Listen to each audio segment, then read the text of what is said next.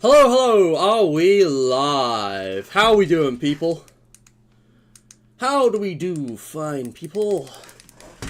No, what is it he says? Hello, fine people. No, I can't remember. It's, Agent Milton in Red Dead Redemption 2.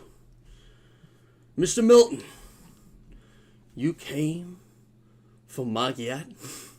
I saw a brain rot version the other day. It's been living in my head rent-free ever since.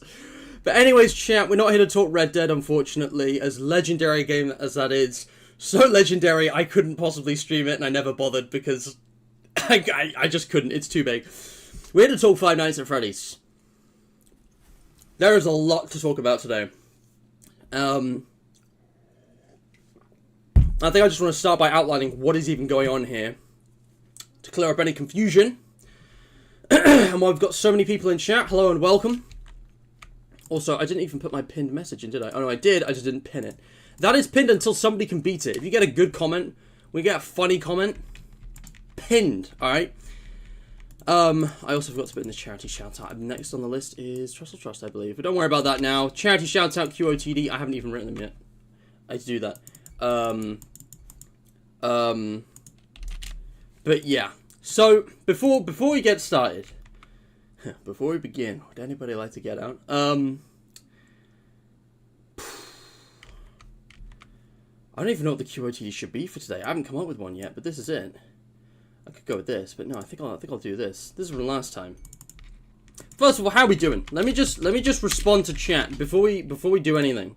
Let me just take a minute and say hello. And I'll tell you what, guys, I will come up with the QOTD in just a moment because I'm already cooking ideas.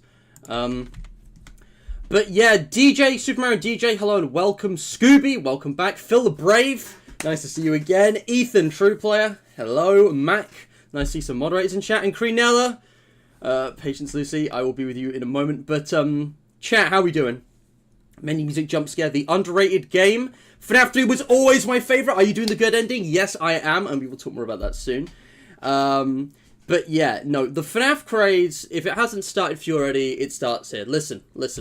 I saw on the Discord that some of you reacted to the stream with this, which I wholly understand. Because, let's be real, chat, this is a game... Oh, you can't see. Wait, did I? Hold on. I was trying to show off this. People were very confused about this, I think. But, like, why on earth... First of all, why on earth is the embed not working? Because this was working the other day. And the other thing is, why on earth am I just here just to play pretty much all of FNAF 3 today? Why am I just here to play FNAF 3? It's a bit strange, right? Well, the thing is, guys, you probably know that my feelings on FNAF have changed over the years as things have changed and things have gotten complicated and unnecessarily stupid. But the truth is, I recognise, as I've explained in my last community tab post, that, like, Five Nights at Freddy's reaching its 10-year anniversary, its 10th anniversary, a whole decade, is a big deal. And I want to acknowledge that, I want to recognise it, and I want to do it justice. And I won't read this all out now, but in addition to doing daily streams, probably, I might reduce this down to 5 or 6, just based on the nature of each stream and my availability then, it might not be daily, but it's going to be pretty much everything. All the major stuff coming out, you know, for the anniversary, the new stuff is going to be covered in its own streams. And before that, I'm going to be playing each and every game one last time, because, you know, I love this series. At least, I love what it used to be.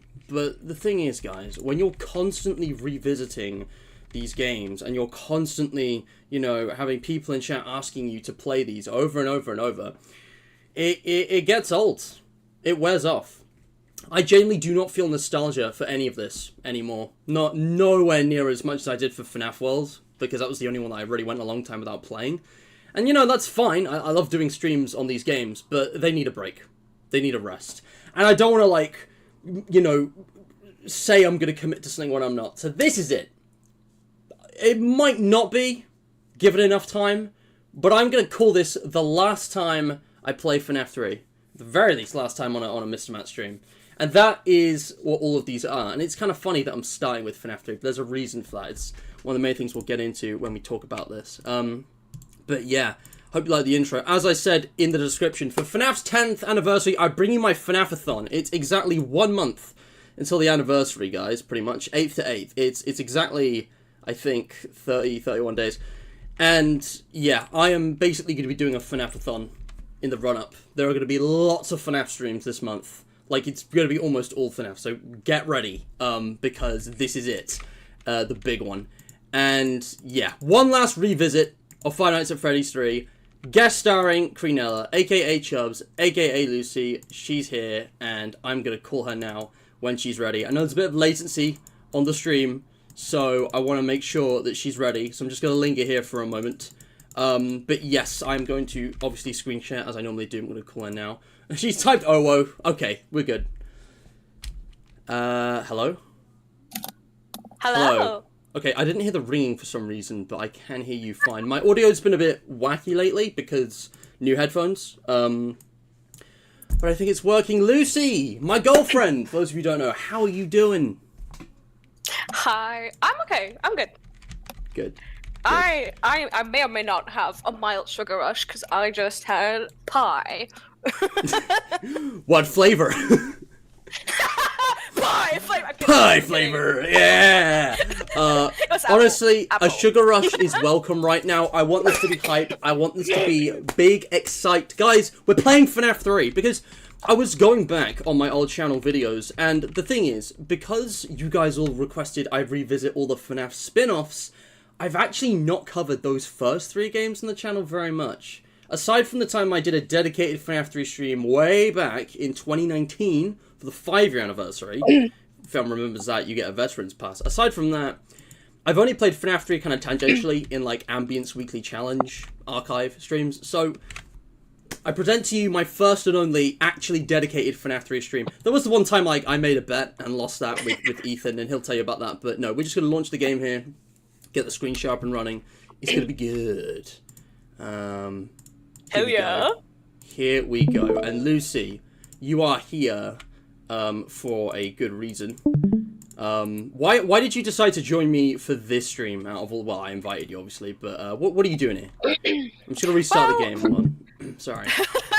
Sorry. Well, first of all, FNAF 3 is, I think, Welcome.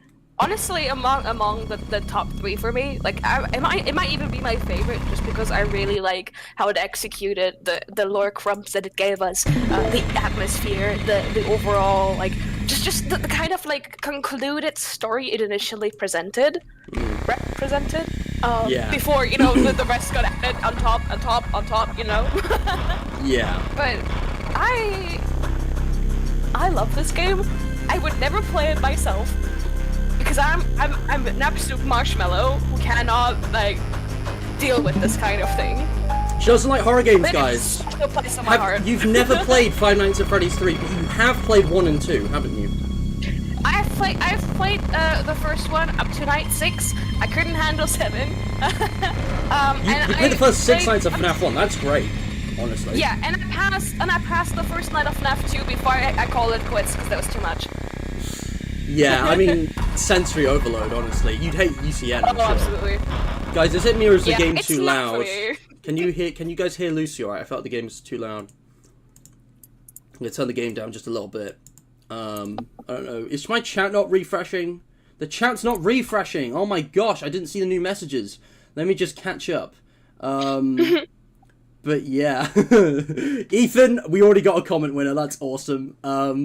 Lele, welcome to the stream. Creeper, I don't think I said hello. Are you referring to yourself in the member list? Stop looking at my DMs, guys, alright? I have to show them the stream because I've got the call there anyway. And I'm also... Lucy, if you've got an idea for a question of the day, let me know, because I'm currently cooking one up in my brain, but I'm not quite there yet. Take your time. Hopefully the audio balance is a bit better now. Insta, bros playing FNAF 3, Ambience! Frifla. Oh yes. Frifla. I would pay a premium price to see Lucy play FNAF 4. No, It would probably be similar to when I played FNAF 4 for the first time, honestly. I just want to say, guys, I know peer pressure is, like, stereotypically a bad thing, but Ethan peer pressure me into playing FNAF 4 was one of the best things that ever happened to me. Just saying. You don't have to, Lucy. Yeah. I felt the game's still a bit loud. We don't need to hear it. It's not like FNAF 4 we're listening to the mechanic and Ethan has to stop talking whenever we collab, whenever I'm at the doors. But yeah. Oh, the creeper. Oh, no. Guys, I lost a viewer. Oh. Also, String Cheese, welcome. I hope I've said hello to everybody. So, yeah. Here's the deal, guys. I just want to play FNAF 3. We've got like 2-3 hours. I think we've got time to basically experience the entire game. And if that's an issue, I can edit the MMF, but, you know, you can see I've unlocked everything here. Take a quick trip to the extras. I think there is one thing I want to do, which I think I've done before, and is always fun.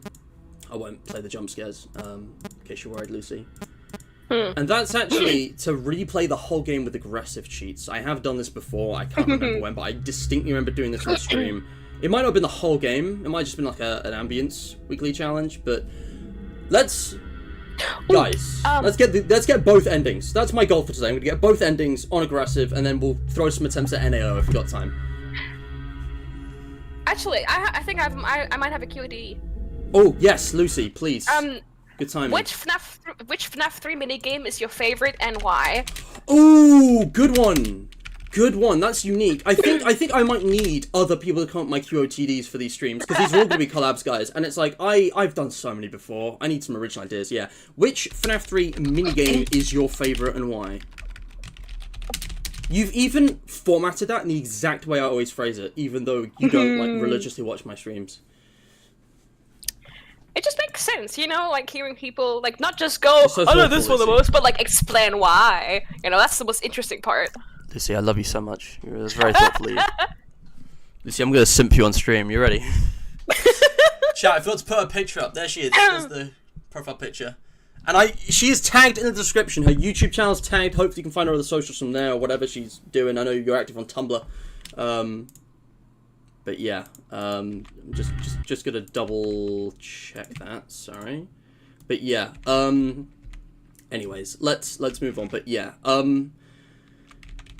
But yeah, Lucy, like, when I think of my friends, I think of certain FNAF games associated with them sometimes, because, you know, for all the ups and downs, and even further downs that FNAF has been through, and that we've been through FNAF, like, it is the singular thing that has really brought us all together. Like, this community, all of the friendships and the friend circles in and around me right now, like, FNAF was the main thing that actually brought us together. More so than other indie games, more so than other video games, more so than other YouTube stuff. Like Five Nights at Freddy's always has been and always will be the root of kind of my whole internet experience. I think Minecraft's close, but FNAF was more something I could, you know, claim for myself. Minecraft was already a big established thing by the time I got there. FNAF started at the same time I started. And that's why I wanted to do FNAF 3 first. FNAF 3 was the first FNAF game that I was there for when it released. So we're beginning at the end. And the end was also the beginning for me, so... You know what? Same, actually. I remember FNAF 3 releasing. I'm pretty sure I was... Yeah. I remember when, like, Markiplier started first posting his videos on the game. I had to wait for, like, a week just to make sure that all of his FNAF 3 videos had jump scare, like, timestamps on the comments. Yeah! So it was too much of a chicken shit to actually just watch the video. Honestly, I relate to that so much. One more thing before we start the stream, guys. One more thing before I launch the game. Can we please tell me, guys, that I cooked with this thumbnail? I'm not normally this proud of a thumbnail, but I've messaged several people about this, and most of the responses were pretty tepid, which disappointed me a bit. I am so sorry, by the way. No, it's fine, it's fine. Wait, this comment. If you don't know what to say, it's fine. But one person I messaged just immediately responded, bro cooked. No hesitation, no deviation, no repetition. That guy, you know who you are. That's my man. That's my boy. And yeah, the thing is, guys, for the thumbnail, I wanted something really basic, but that would still feel fresh and original and unique. Something that was very simple and iconic, but something that hadn't been done before. And this is probably going to go for all the thumbnails I'm going to do for these. But I made this in like less than an hour, which is quick for me, trust me, for something like this. And I had no prior planning or thought put into it, and I think that's because I just went with my gut instinct of what is the mental image that appears when I think FNAF 3. It's right here. Makes sense. And yeah, it's you could criticize it like it's like my thumbnail. It's just a YouTube thumbnail. It's not like the greatest piece of art I've ever done. But what I love about FNAF 3's menu scene, one of the things, is just how iconic Springtrap is, despite being barely visible. Oh yeah. Takes a lot of skill to make a character that iconic that he's immediately recognizable when he's like 80% in shadow. And I thought the logo looked better like that rather than like top to bottom like it actually displays in the menu. But like I got the text font, the color saved, and everything. And if you look closely, there's another color in here other than green, which you might have noticed. I tinted it a little bit. Yeah, I just wanted to say that. But yes, just catching up with chat. If you don't play FNAF 4, I will come to your house. Yeah, Lucy, if you don't play FNAF 4, I'll come to your house. Yeah. Yeah, I'll come in your house. Excuse the fuck out of you. Come to my house. Come to my house. I will never play that game. If it means you'll come to my house, come visit me. I miss you. That's a joke. What if I came in your house? I'm squinting at you. Oh man. But yeah, just to catch up with chat one more time. But yes, really, Ethan. Even if you don't do the minigames, well, that's fine. I'm gonna hit a new game. I'll delete the save dates if I have to as well. I didn't know that. Just in answer to Creephack's question, since this is my last time playing, will I be 100%ing them? No, I'm not putting that pressure on myself. There are many max modes. Max modes are almost exclusively the only thing I never really want to do with these games. Not only because with the vast majority of FNAF games, I can pretty much do everything except the max modes. That just takes energy and time that I don't really feel like committing, that I'm not interested in doing. But also, I spent a lot of years around a max mode niche community, and like I'm so put off. Like, it's not a bad thing, it's just I have no interest personally in beating those. I don't care. Like, I'm happy to watch other people do them. It's just I don't have that kind of time and energy to build up my skills to that level. I could be learning languages or instruments or new disciplines in that time, quite frankly. So no, we're not going to 100% anything, but you know, it's mostly retreading old ground. That's what this is. But yeah, but yes, Scott, yeah, basically every single one of our friends, yeah. Even me. Yeah. But yeah, 3's an important game, I think. I think 3 is weirdly underrated these days, although it definitely had its time in the spotlight, and it's, I don't know. It really is.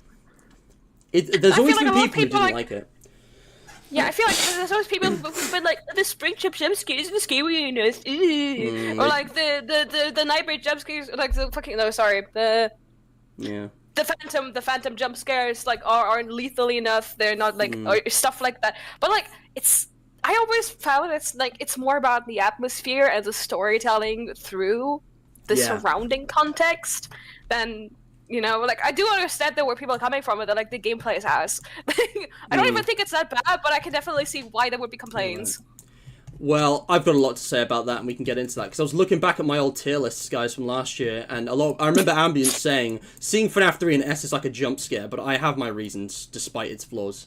And just in response to chat, thank you, I do think I could with this. Also, if you look closely, it's most obvious with the eyes, but with the shadows, I tinted it all purple.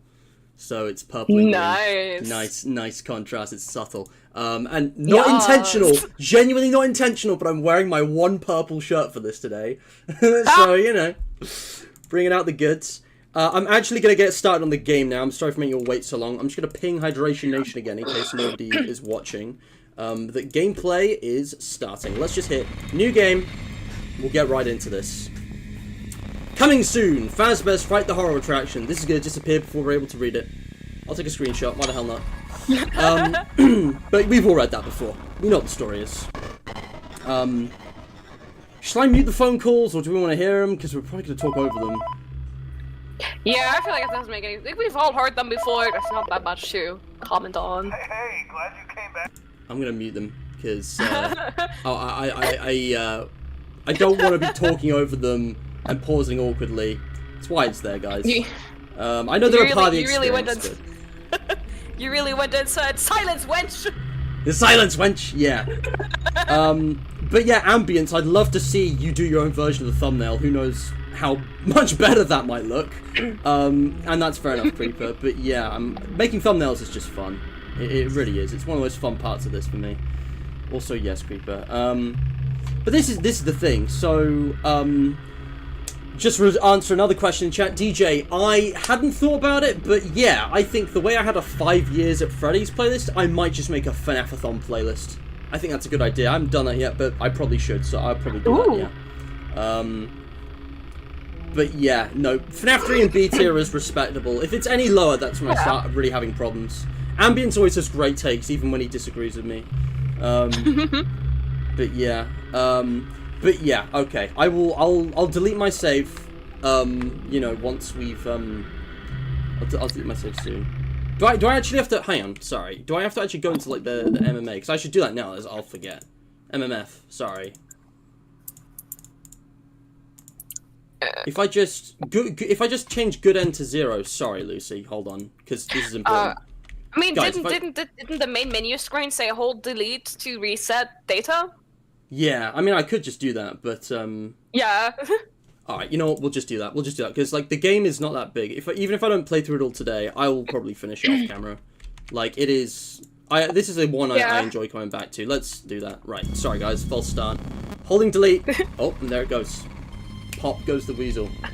Gone. Thanos snapped. Sorry, Lucy, you didn't get to see that, but... It's literally just a little blip sound, and then... Alright, guys. Alright, let's go. Let's go. No more screwing about. No more screwing about.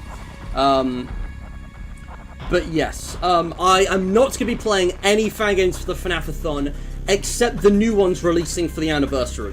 FNAF fan games are a separate thing that I am going to finish off. It's not really, like, formally part of the FNaFathon, but I've got a few more fan game streams I need to do before I probably just stop doing those forever. Like, I have played an ungodly amount of fan games. There are over 100 FNAF fan games in my played folder. I feel like I've kind of played all the ones worth playing at this point, so... There's going to be a couple more of those, but don't expect to see me play fan games after the 8th. Like, it's unlikely. Unless it's, like, the Joy of Creation, which, you know, it's transcended the title of fan game. It's better than that. It is, honestly, I'll talk more about that another time. Anyway, I hate how much it scares me, but it's really good. Yeah, right, Lucy, there's so much to talk about. Chat, forgive me, I've got things to talk about, and I'm not going to be able to keep up. I wanted to point out what Ethan said, because the thing you brought up about Springtrap's jump scare, literally, the rest of the franchise would not exist if Springtrap's jump scare wasn't like that. The entire existence of FNAF after March 2015 hinges on Springtrap's jump scare being bad. How crazy is that? How crazy is that? Yeah. No, the thing about this game that's special to me, and that the reason I put it in S tier, like, it does have things which could be better. The sound design is fine, but compared to FNAF 1, it's very flat. It's more like FNAF 2. It's kind of lacking. You get the sense that Scott just threw in a file and called it a day. And it's a great sound, like what it's playing now, but it's very short, it loops, and there's not many layers to the sound effects, you know.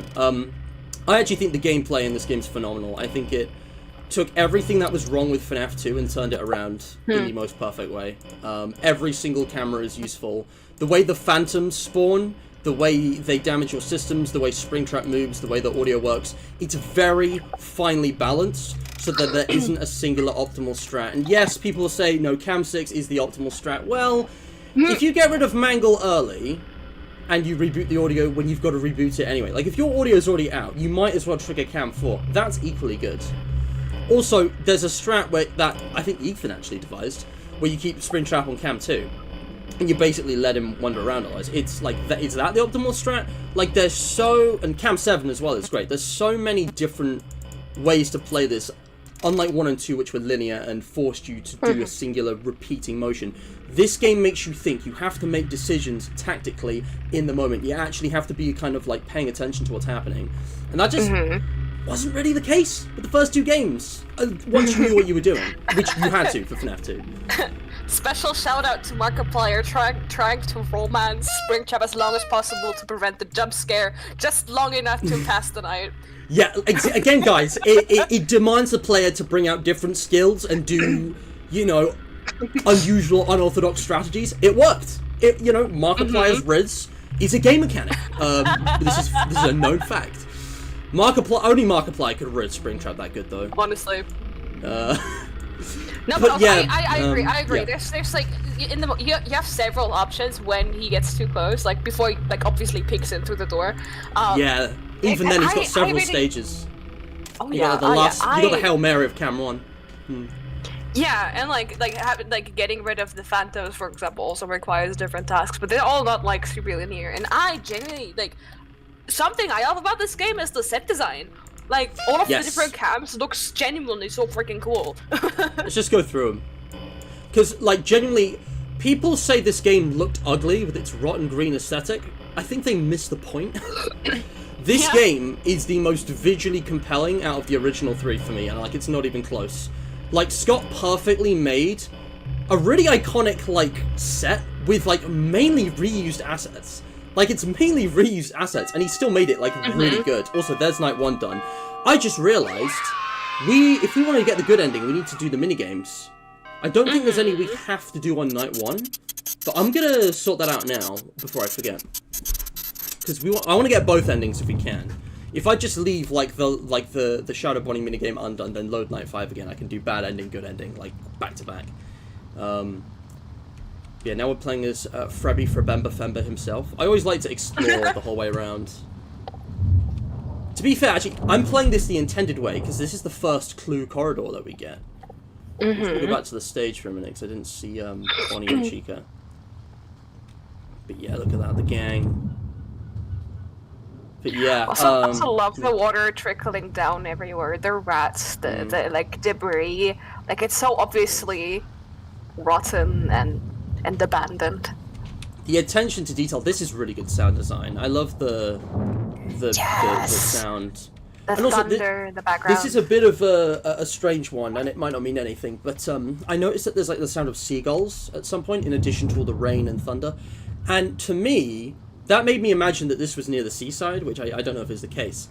But there's a FNaF location in the Fazbear Fright story Fetch, which kind of matches the description. It's very similar to this. It's not intentionally a parallel. It's just a dilapidated Freddy's by the coast. And they have a prize corner, and that's where Fetch is. And yeah, it just reminds me of that. But yeah, we got BB Double Click and the arcade machine for Mangle. We're going to do both those. I got to remember it's top left, anti-clockwise. I always get this wrong. No, it's top left, top right, bottom right. So you go down on the left and then down on the right. I gotta remember, I always forget the order. I keep getting it wrong. Okay, like it's an inverted N. Yeah. In a way. But yeah, follow me, and we got what I mean, I don't want to get too much into theories and lore. We've been there, we've done that. But like this is the FNaFathon location. All right, it's in matches, and the I love how the trilogy is shaped. Like the original. Oh, I took too long. Bro got impatient and just came to the wall. That's crazy. Bro was busy yapping. If you take too long, Purple Guy just gets you. I was busy yapping. Anyway, we gotta deal with Springtrap now, so we're gonna start actually playing the game, but enjoy the cameras. But yeah. Honestly, creepy ass sound though when he comes at you. That always spooked me really hard. The whistling sound. There he is. He's already on cam 5. That's nuts. But yeah, there he is. Getting a nice tour of the cameras here. I'm gonna take him back to cam. Hello. I might try and get him on cam 10. I don't know. That's probably a waste. There he is. Sneaky bastard.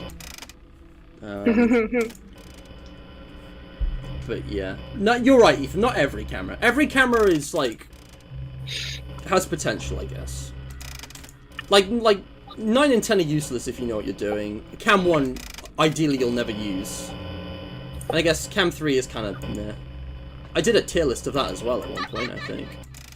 I did a tier list of everything last year. But yes, absolutely, Ambience. I'm really glad that you've appreciated this game more with your FNAF 2 essay.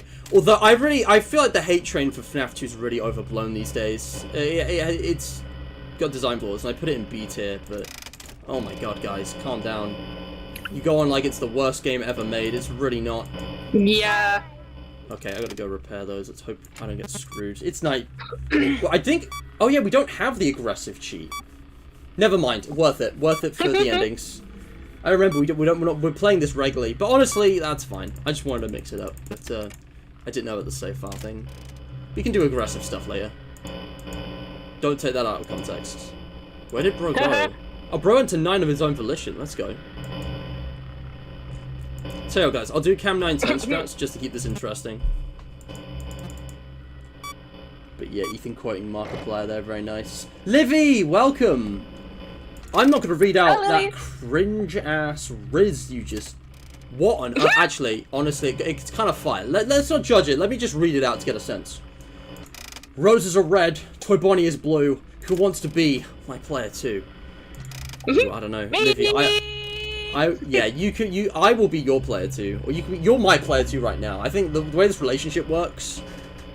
I'm trying not to say I'm the dominant.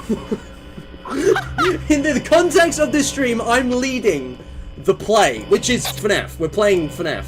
I'm playing FNaF. You're watching. It's just fun, guys. Five Nights at Freddy, very kid-friendly franchise. That is also full of weirdly sexual undertones. Don't ever say God intended. Don't ever say that it's a kid-friendly franchise ever again. It was never meant to be, and then Steel was like, how about we make it so? Because Sony kept bugging us about it. Honestly, I don't even want to talk about it, but yeah, you're right. It's just the thing is with FNaF, it started out as this thing, it's like, ooh, nothing is as it seems. It's supposed to be misleading by lulling you into this idea, oh, it's just, you know, like animatronics. What's creepy about that? They're just like big, like toys almost. Ooh, so spooky. Yeah. And then it's actually fucking scary. Like, that's the whole point. Or it's like the same, it literally parallels the entire, like, main plot where it's like, oh yeah, someone was pretending to be a mascot in order to lure kids and murder them. Like, obviously that's, you know, a matter of like put on a mask, it's not as it seems. It's like it's a running parallel. And then they were like, how about we take that too literally? Fuck off. Yeah, look, Lucy and I have talked about this at length before. I don't think we need to drag this back up 3 years later, but the thing about Steel Wall is that they fundamentally don't understand Five Nights at Freddy's. Either that, or Scott Cawthon is just... Well, and Scott Cawthon is terribly naive and bad at communicating with them because he's trying too hard to withhold his secrets in the lore, right? But the original FNaF trilogy especially, and to some extent the layout games, they have this beautiful, like duality, like Lucy says. There's a lot of subtlety in the way the themes and the story and the ideas are presented. That's why it's got so much iconography with like the mask and the animatronics themselves and kind of the fan SFM animations and the songs and the lyrics and all that. Like, but Steel Wall just took it all at face value, and they just took the ideas without understanding any of the nuance or subtlety. Forgive me for sounding like an English teacher, but like they genuinely, if you look at how Help Wanted is written and presented, and then the later games especially, it's just so two-dimensional. It's so lacking in any kind of layers that the earlier games were. And it's like, it's so much clunkier as well, because the early games did a lot of stuff that was kind of based on, you know, interpretation and kind of implications, and like it was less explicit, it was more subtle than that, but then you know, it just kind of came to okay, I don't think I know where he is, I gotta be careful. It's just, it all became very tell not show with Steel Wall, and it's such a shame, because it should have been a big moment for the series, and I guess it was, you know. You know, they got their pockets filled, you know, that's all I'm saying, but okay, I might have made a mistake, guys. It's 5 AM. We got this, chat. We got this. Where is he? Hello. I don't know where he is. He appears on that camera. That's our hallucination. He's on cam 2. Doesn't matter. 6 AM. Probably good thing I didn't pick aggressive, because there's so much happening in chat, I'm not fully focusing on this. Oh yeah, Ethan just pointed out you didn't do the minigame. Oh, I'm stupid. Oh my god. Might as well just do the bad end. I forgot. Tell you what, the speed we're going at this, you know what, at the speed we're going at this, Yeah. I think I can just do Nights 5 and then go back to the start of the game and do the good ending. I wasn't gonna do it like that, but the more I think about it, looking at the time, I think we can just do that. Because they're short nights, it's like a proper 6-minute night. Yeah, it also just makes, honestly, more sense to do the bad ending first, since you don't have to do any extra shit for it, and then do the more complicated good ending. But I just skipped the Bonnie minigame. It's fine. It's fine, guys. We'll play it again. We will play it again. Sorry, this is a bit of a mess because I'm sort of improv this. I didn't want to like overthink this. But there's a little downside to that. Alright, let's go Cam 7. But yeah, Phantoms are gonna start appearing now, so let's get this. Yeah, I wish Hive was here. I was on Hive's live stream recently. Do you remember Hive, Lucy? It was he was the fourth guy when you, me, and Ambience won the charity stream doing predictions for Security Breach back in October 2021. Anyway, Hive is a stand-up guy. Dude has been out of the loop for a long time, but he was streaming some old FNaF games lately. So I said hi, because he's not been logged into Discord in like months. But yeah. Yeah. No, Ethan, I agree. That was fucking insane. I remember that. That was honestly crazy. Like, they're so niche and so hidden. It's like, how in the world would you think to try that? And yet people, like, clock that within, like, 24 hours. It was wild. They looked in the game files, I think. I mean, sure, yes. but, like, still. Some of them are, like, reasonable, but most of them are just insane. The only thing that's just unbelievable is the wall code. God, like, yeah, that's how would you even think of that? I think he just went in the... Okay, I gotta reboot everything, but... Yeah. Yeah, you're about to choke. But yeah. Super Soul! Welcome to the stream, thanks for joining, man. But yeah, it's yeah, the wall code is ridiculous. Okay, bro's on Cam 5, I think. I gotta remember, because Lucy, I don't know if you... Oh no, it's Phantom Freddy.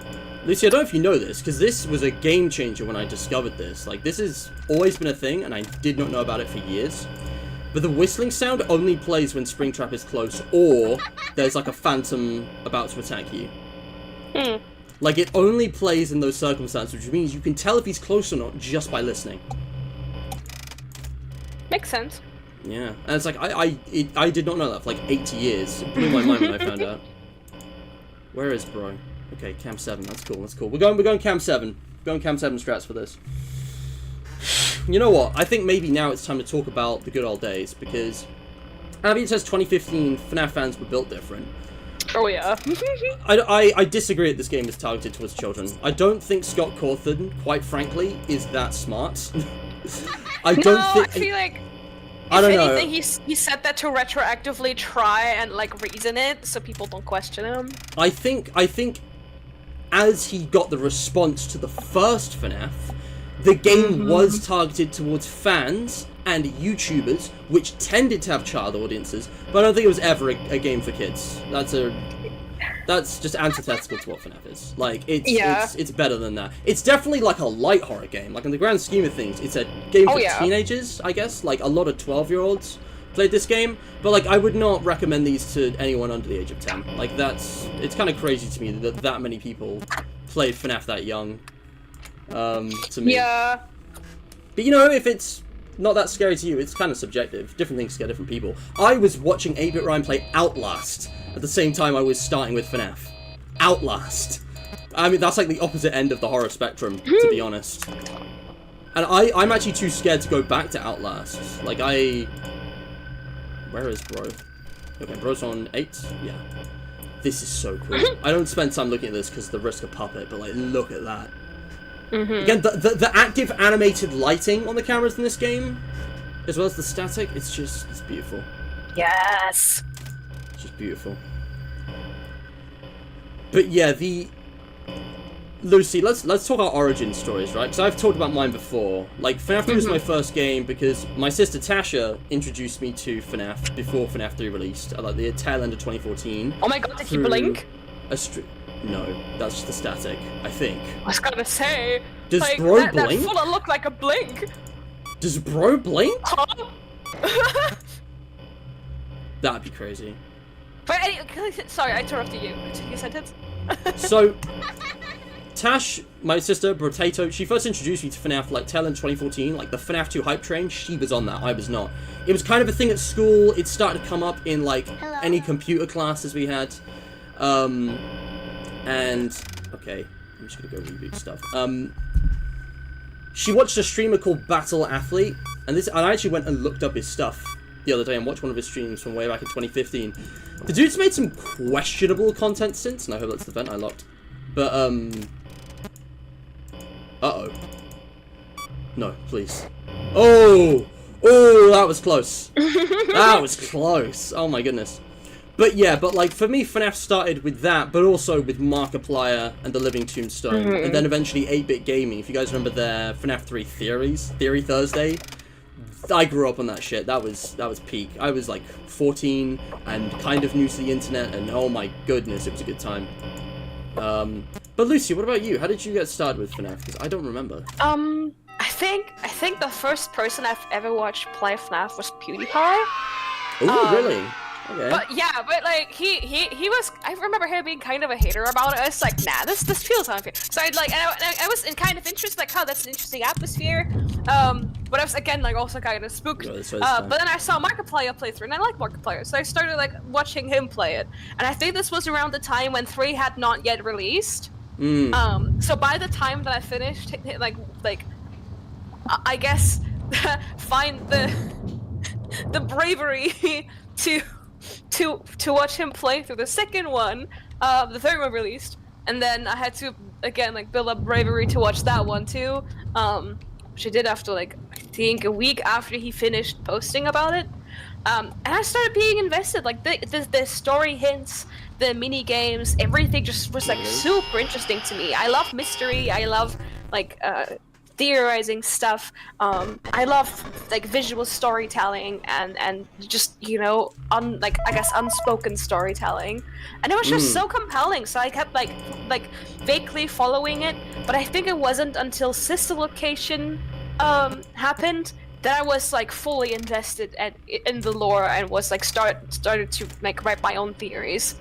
Yeah, I mean, I get that. It was kind of a slow burn for me because like the best way to describe it that I came up with the other day is that I was a closet FNAF fan, and I came out to my parents like a year after I started. Because Tash and I brought it up at the dinner table, and like our older brother was like, that's a horror game, you can't be into that, you're not old enough. And then we just kept it secret for like a year.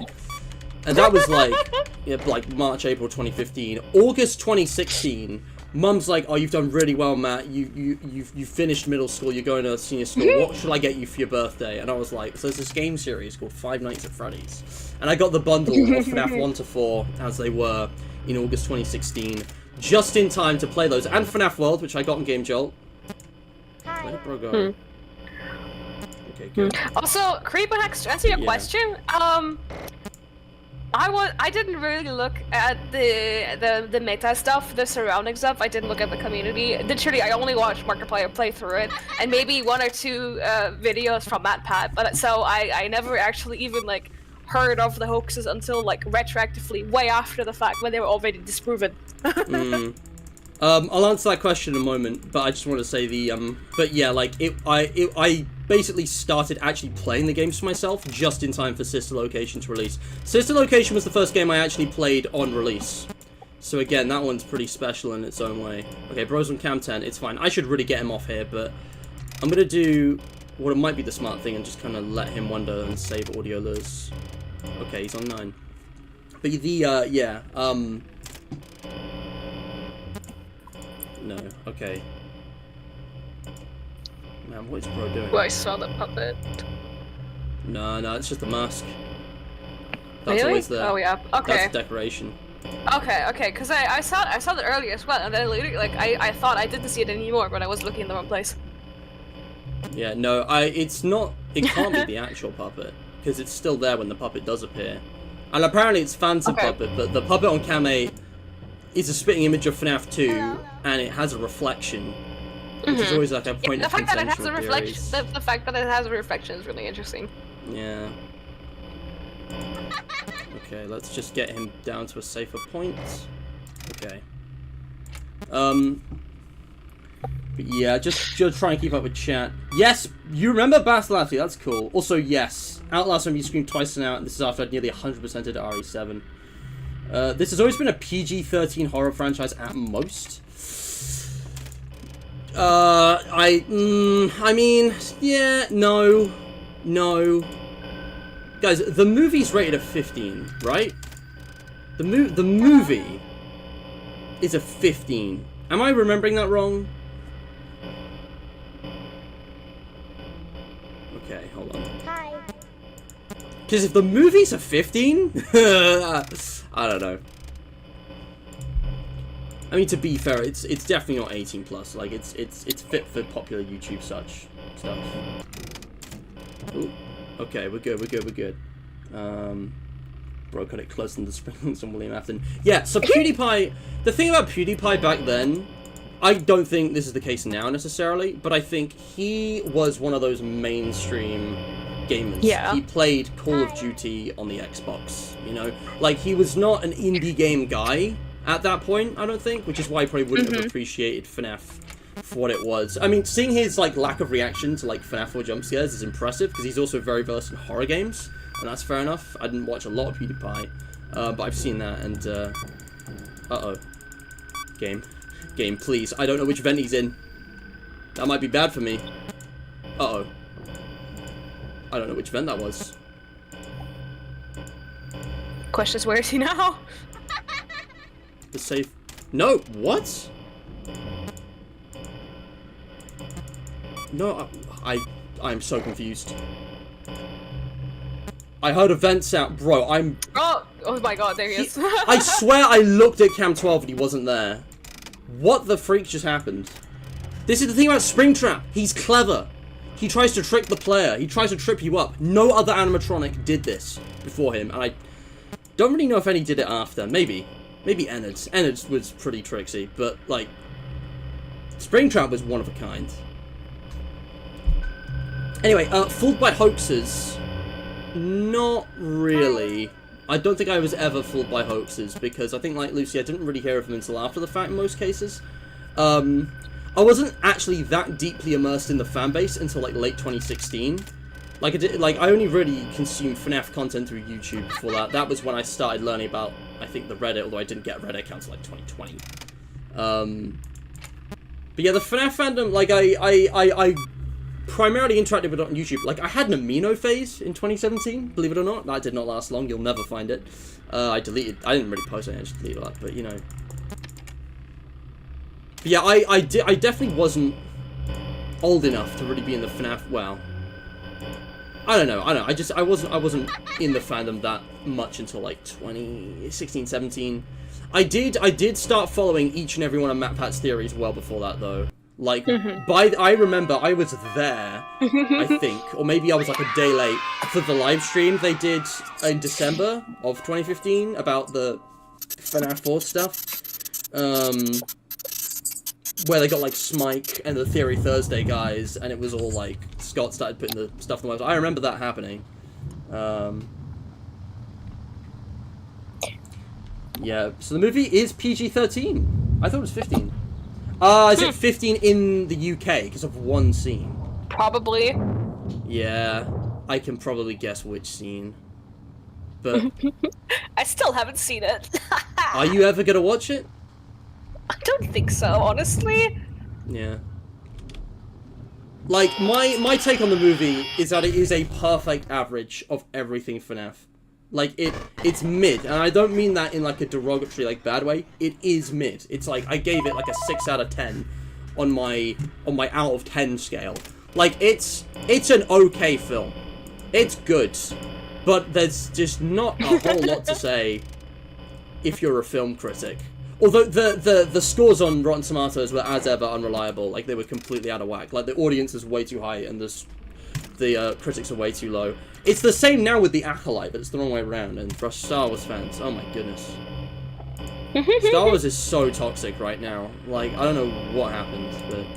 And then again, I'm actually not even really surprised, because a lot of, like, modern day, like say like 2020 to 2024 era of FNAF, like, the fans are just kind of, like, surprisingly content with whatever releases, and they will gobble it the fuck up. Hello. Shit, this is bad. It's 12 a.m. guys. He can't vent. He can't vent until 1. That's the knowledge. That's the infos that I got. He told you himself. Yeah, who remembers Amino? Yeah. Yeah. So yeah, for Ethan, it was the mobile versions in 2017. I remember the old mobile versions, actually. Oh, you sneaky bugger. He blends in. Again, Springtrap introduced stealth in a way that no other animatronic had done until this point. But yeah, I remember I played old mobile FNAF, I think. The demos of 2 and 3? Because I played the demo of 1 on PC. And then I just got all the games on Steam after that, basically. Alright. Yeah, no, Acolyte is... Dude, it's got like... It had like 13% on Rotten Tomatoes. Tomato, potato. Yeah, it's ridiculous. Come on. Hi. Okay. But yeah, no, I appreciate a good bit of nostalgia. If you guys want some real nostalgia, like, watch some, like, YouTuber content from 2015. That stuff is special. I mean, whatever's left of the ones that didn't turn out to be fucking rumors. Wait, what's this? The... Rumors? Lucy? Hello? What did you say about rumors? I wasn't Oh, no, following. rumors. Like, I said, at least of the ones left that did not turn out to be rumors. Yeah. I will say, this is not exclusively a problem. Like, from my point of view, the FNAF fandom's gotten, like, way more toxic since 2020... Since Scott Cawthon retired, okay? I think that was a major catalyst to a change in attitudes. Yeah. There was one of several things. It's a bit more complex than that. I'm a historian, so... Okay. Oh my god. The camera was off, so I literally couldn't see, guys. And it's like, she triggers if you're viewing for, like, 1 frame. Oh no, Springtrap's close. Please. Game, please. Not like this. He's gonna be at my window. Oh, jeez. Oh, you bastard. Okay, alright. We're good, we're good. The camera, too. The bombastic side-eye. Lucy, the red lights is just my blaring hot love for you. This is just for you, Lucy. It's not violence or anger or hatred or the threat of a big zombie rabbit man eating all our giblets. I don't know if that got him. I'm gonna pray right now because I need to do this again. This is bad. If he vents now, it might be Jova, guys. Oh, but the thing is, like, the difference between FNAF scandal and controversy pre and post Scott Cawthon's retirement, the absolute slew of stuff we've had post-retirement has been enhanced by the state of social media in the 2020s, which is a far bigger cultural phenomenon that I can discuss here than it was in the 2010s. But also, I'm gonna play risky here. It's also like it's all official. All of the people involved are supposed to be, like, officially under Scott Cawthon's supervision. Like, these are, like, official, like, creators and involved with it, and that's what makes it so shocking. Hello. Whereas all the stuff before, it was, like, weird YouTubers. It was a thing with Minecraft as well. It was very unfortunate, but it had nothing to do with the actual product. It was just YouTubers who happened to cover the product. The most scandalous thing, actually, like, based on FNAF before, was just, like, lore and theory disagreements. Like, I remember Smike stealing art, like, without crediting. That was, like, the biggest scandal, and it was, like, bro just forgot to credit for, like, a load of videos. Okay. Okay, he's on cam 4. That's totally fine. Mangle, don't you dare. 3? Shit, is he on 2? Oh, he's on 3! Ooh! Ooh! Did you see him? On the bottom right, it was just his eye. He was barely in view. It was very sneaky. I might actually try and push him up to 3 Sneaky or 4. boy. Yeah, sneaky. How I be moving around, getting beans at 3 AM. Yeah, the boys at 2 AM looking for beans. Beans! Yeah, that's it. You remember it probably. But yeah. But yeah, fair enough, Creeper, but I dig it. I think it enhanced to get hello. You know what? It's 5 AM. I will stare you down because as soon as I lift this... Let's go! Fuck you! That was so funny. Let's go. Hello. Yeah. Yeah. Right, Ethan? It's raw as hell. He be looking. But yeah. But like, honestly, before we continue, like, this is one of the things that pisses me off with FNaF now, and why I want this to be a big last hurrah, because after this, like, there's so much baggage weighing down this franchise now, which it shouldn't. I can't just sit back and enjoy a game with you guys now without talking about pedophiles and criminals and bullying and the degenerate fucking fuckfest on r/FNAF 3. I don't know. Like I can't just sit and enjoy this game like I used to, because all I can think about is Scott Cawthon being a naive, incompetent man-child. And it's disappointing. I'm not even angry about it anymore. It's just sad. Yeah. Because he's so talented and so capable, and he's just failed again and again and again. And, like, I don't want to, like, be disappointed again just because things are looking really good with the anniversary. But, like, you know, it's just disappointing. I don't get Scott Cawthon. But here we go, guys. Iconic scene right here. The lore is being made. How it always goes down. I always found it annoying you couldn't turn the sprite to face him while this was happening. Like, it just stops you facing away. But, you know. They got their back to him. They disrespecting the guy. He's got 3 arcade games to play, guys. He's entertained for, like, you know, a few days. Yeah, there it is, the bad ending. I did an endings tier list last year as well. I love by the way, how the music sounds like this is not just a music box, but it's one that's slightly skipping. It was the yeah, you can hear that. It's like it's broken. It's like how the machines are broken, and it's like, despite being literally destroyed, the souls are still forced to, like, haunt, you know, the place. Their spirits aren't free.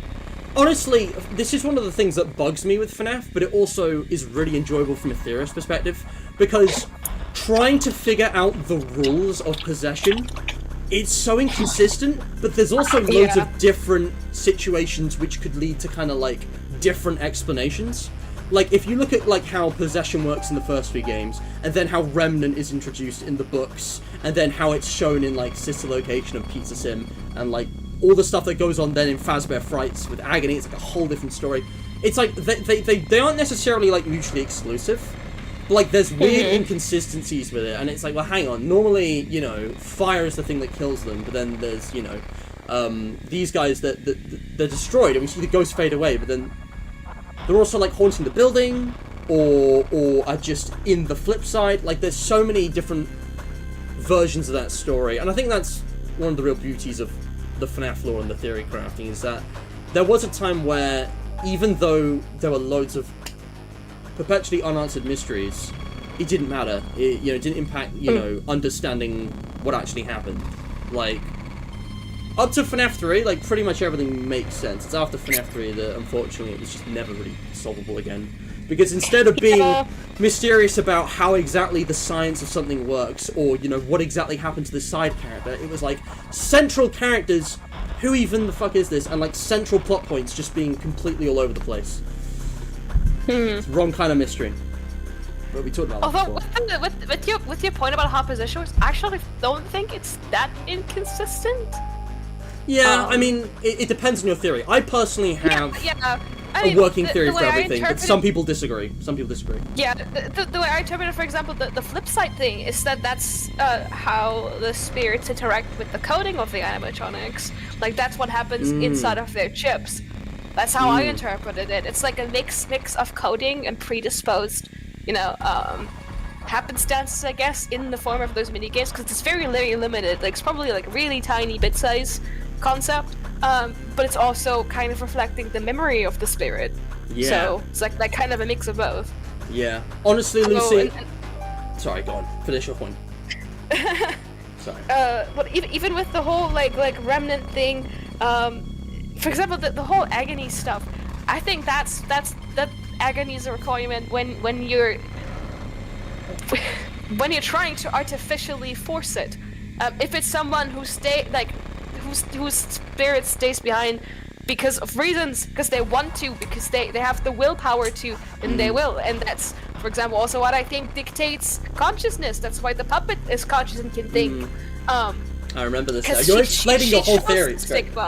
Yeah, she chose to stick around, but she made the others stick around because she thought it would help them. They didn't choose it for themselves, which is why they're not sentient. They're working off of instinct. Yeah. You know?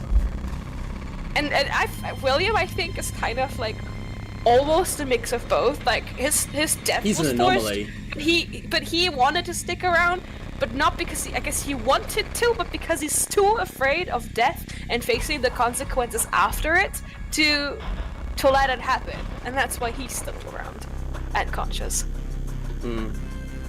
But even he's apparent, like if you look at FNaF, even he is forced to follow coding to a degree. Yeah. Yeah, the thing is, William Afton, Springtrap is an anomaly. Springtrap's always fascinated me because he is, well, as far as I know, the only adult to ever possess an animatronic. Every single other character was a child when they died, but he was an adult, which makes him fundamentally different to the others in terms of emotional power. Lucy, all I was going to say is that there's obviously no pressure, but I really hope one day maybe I could like get you to read some of Fazbear Frights. There's a lot of crap stories you can skip, but like you would love it because it is perfectly in line with your theories. And we already talked about this. I've already spoiled you on some of it, but like, reading the stories are great in themselves as well. Some of them. Okay. I'm gonna let you know. I appreciate that you let me know which of my theories just coincidentally happened to, I guess, get proven by those stories. I did. But since there's none of the characters I actually fucking care about from the main, like, games in those stories, I don't care about them. I don't want to read them.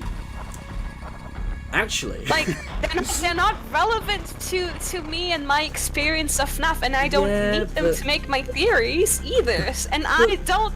At this point, I don't even care about FNaF enough anymore to bother. Alright. No, that's even fair. if at some point I wanted to.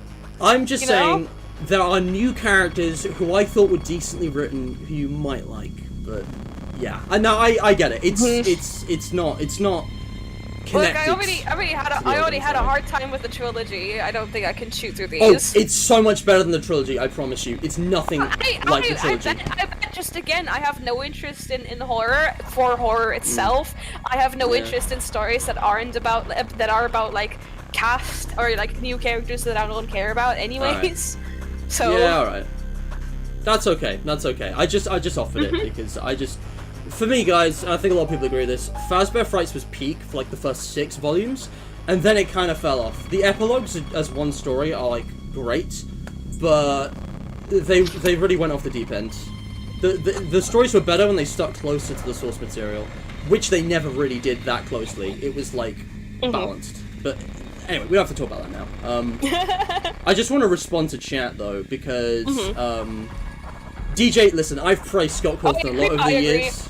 I think Scott Cawthon is a very talented game dev, a very uniquely talented creator. He has a very artistic view, but like, this is gonna sound really strange, but let me cook. So, I said something like publicly for the first time a few streams ago because it was a weird connection that I'd made a long time ago. It was in my political tier list of indie games because the general election just happened in my country. I'm feeling like invigorated in politics like I never have before. It's crazy. We don't have to talk about that now though. FNAF's political side, if it could be called that, is really weird. Scott Cawthon is one of those people who is not he's not interested in like politics in the real world. He's I'm not saying he's unintelligent. I think he's very talented when it comes to like story writing, although he's does try to make things a bit too mysterious, but it's like he's not a practical guy. He's a dreamer. His head's in the clouds. He's not the kind of guy who can run a business. He's not the kind of guy who can collaborate and communicate with people effectively.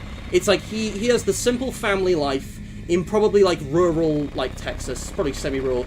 The dude is like I think I can make a few criticisms, as clunky as I might phrase them, just out of frustration at this point of the absolute mess he's made.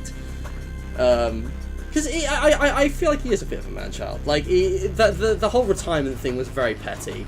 And, you know, he doesn't do so well on the kind of grown-up business side of things, shall we say. I'm probably not phrasing this well. Definitely take that with a grain of salt, guys. I don't care about, like, witch hunter insulting the guy, but he's let us down, alright? And I'm kind of mad about that.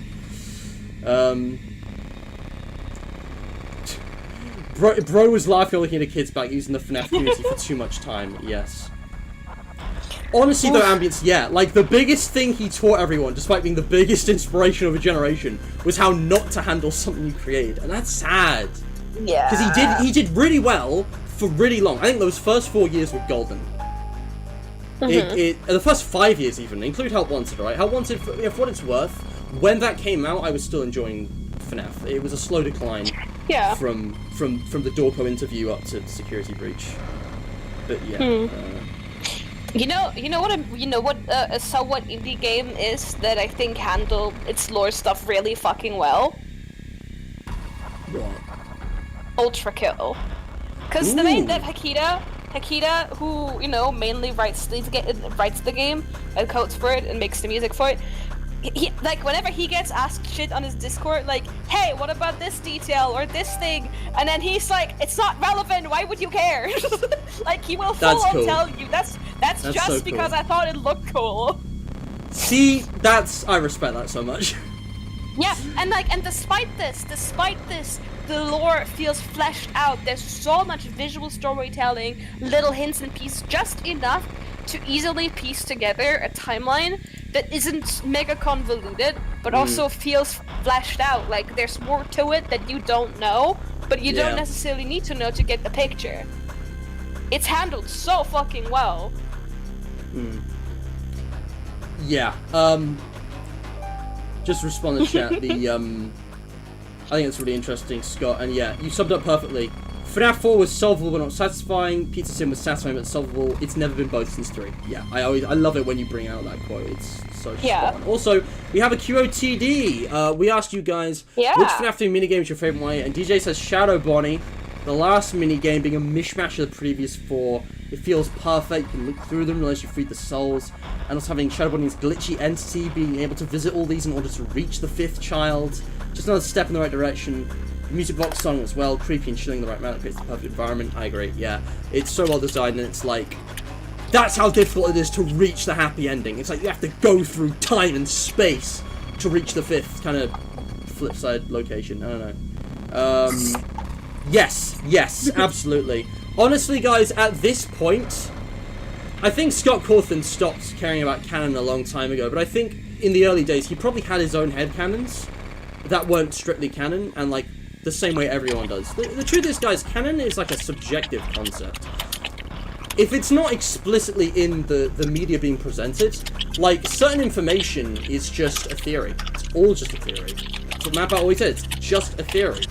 Everyone has one or multiple of their own canons in their head. Every single person, we all have a slightly different version of what happened in their head. They're all equally true. Oh, Lucy. Oh, bless you. Thank you. Anyway, yeah, sorry, Mac, that's totally alright. That's totally alright. And Ethan, yeah, no, Laura, it's not for everybody. It's not for everybody. Also, happiest day. Ethan saying happiest day. Because it's like you reach the end, you're playing as Puppet, the original possessed animatronic. You pass by the mediocre melodies, unintentional setup, yes. And you make it to the final table, place the cake, where they all fade away. Bro went with 4 bits. Bro knows the rules and just went with 4 parts, just for the hell of it. I'm gonna allow it because bro's based. All right. I don't want to hold up the stream too much longer. Let's go to the extras. So as you can see, we've only got animatronics and not currently. Always did love these character models. Again, Phantom Mangle's absent because I believe they were added post-release in a patch, or like very last minute. There's not a lore reason. Phantom Mangle is a phantom, although the theory that Phantom Mangle is like the actual physical Mangle is kind of fun. But I don't think it really amounts to anything significant. It's just one of those things. It's like, But yeah, chat. Shall I do Nightmare modes, and then we'll go back and try and get the good ending?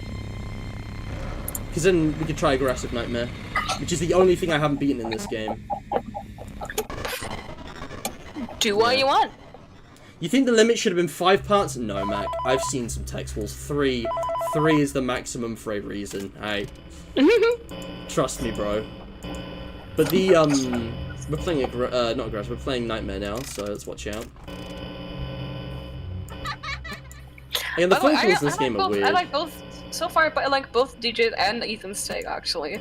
They're both great. Those are both some really good opinions. It's gonna be a tough choice to pick a winner. Hello. Okay. Yeah, I was just gonna say the phone calls in this game are really weird because Phone Dude just disappears after night 2. He has to rush off and we never hear from him again. And then it's just Phone Guy tapes for the lore, which is fine. But I always wonder what happened to Phone Dude. I always wonder. Springtrap get him? I mean, he wanted Did to bro make forget bank, to, like, doing cool horror attraction, and then like the entire thing burned down. I think. Hi. I think he made his losses. did bro just forget to pay his taxes? Did he forget to get insurance? Oh shit. He's not an event. He's not an event, but he's. Oh no, it's just Phantom Freddy. I'm getting tripped up here. Oh no, Phantom Mangle's been pre-released. Well, there's a reason Phantom Mangle's not in the extras. So they were in the demo that mocked it. Okay, I don't remember. There's a reason Phantom Mangle's not in the... I think it was like an update, but it was pre-released then. Hell yeah, got him. Gotcha, bitch. Yeah, the Scott interview 2.0, I'm not expecting anything. I'm being pessimistic because I just don't know. I don't know what to expect. Lucy, did you ever watch Dorco's interview with Scott Cawthon? I watched the first one. Yes. I have no interest in watching the second one, I'm not gonna lie. Same, basically. But I'm gonna watch it because I'm streaming it because content. Because if I don't, I'm just gonna be spoiled on it. Oh right? yeah, duh, content. Like I'm just gonna be spoiled on it if I don't watch it. Oh, fair. But yeah. Yeah, so I'd rather just experience it honestly properly. I just personally don't really care anymore. Yeah, nah, that's fine. Tash Potato, hello. And yeah, I think after seeing the kinds of people that like he hires without even looking into what else they've done, so many controversies. Like no background checks, no questioning the NFT deal he was offered, nothing. I don't trust his judgment on anything anymore. Same. It's weird. Like Scott Cawthon was apparently always like this, but it really felt like he changed. I don't know, man. I don't think we ever really knew the guy. Oh, that's not fair. Oh no. Come on. Hi. Okay, well this is bad. Got tripped up by BB there.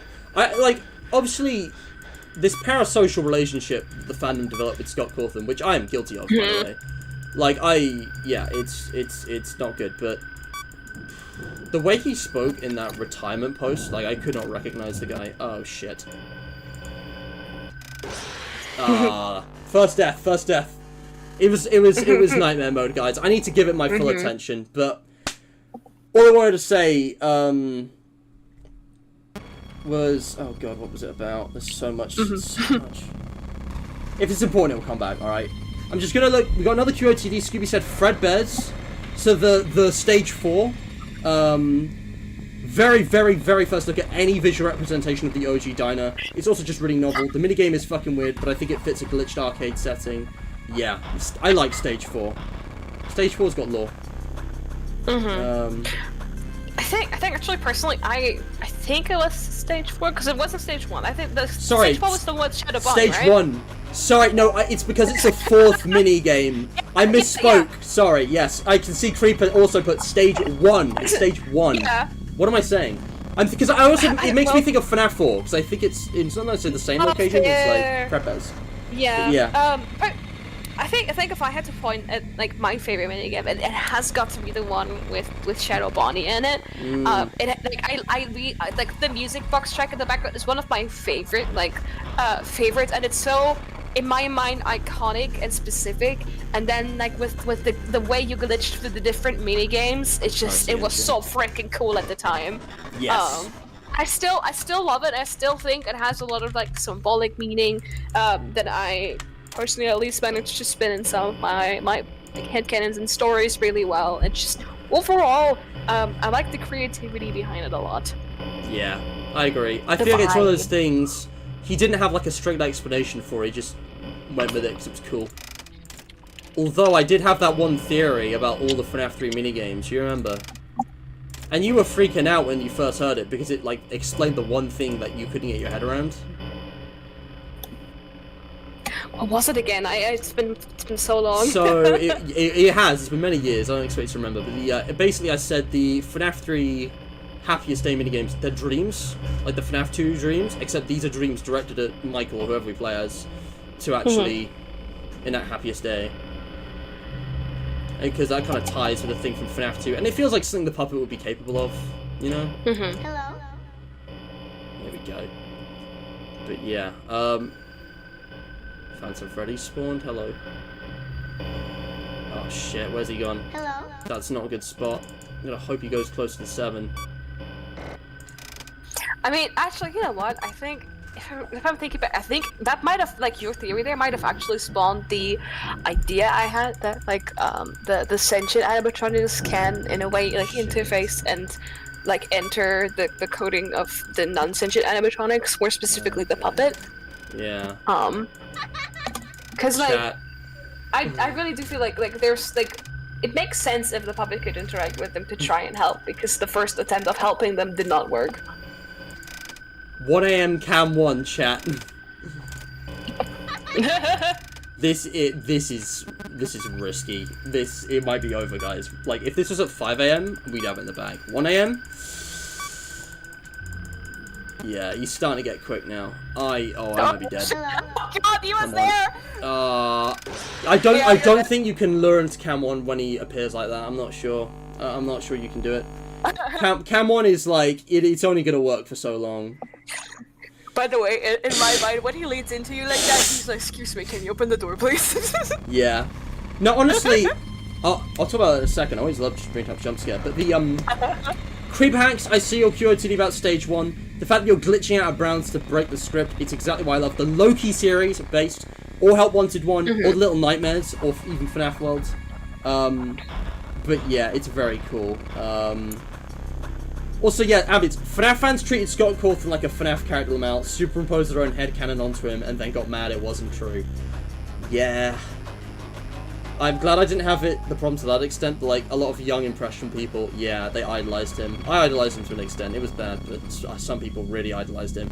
And some people idolize him so much, they've stayed in denial of it to this day, and they just will praise anything he does and says, despite the absolute horror show that FNAF is, for the wrong reasons.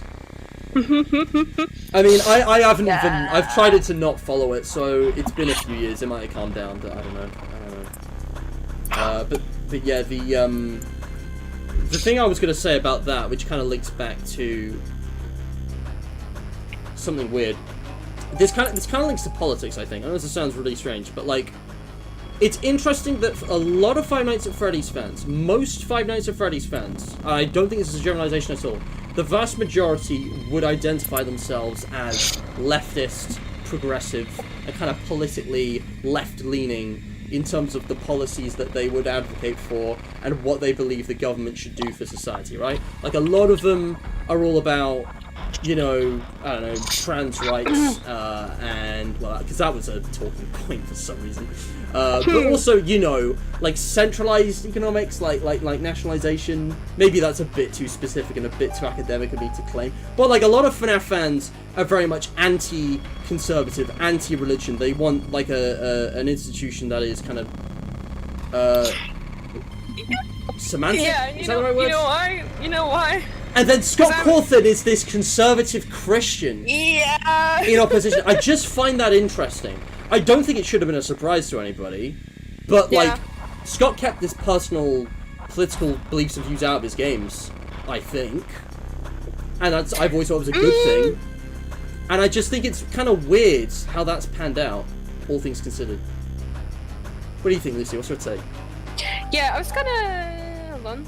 I think I lost it for a second. Oh yeah, I think one of the reasons why so many people that like FNAF are like some flavor of like different than I guess normies, be it neurodivergent or queer, is because a lot of them are neurodivergent, and neurodivergent people happen to also often be queer, and so a lot of the time when like you know you have your little autisms and your little ADHDers, and they get fixated on the series, or they find intrigue in it, or because it's so wacky and weird and different, they connect with it more and they got obsessed with it, and so they kind of like make a huge part of their identity, or their maybe temporary or permanently,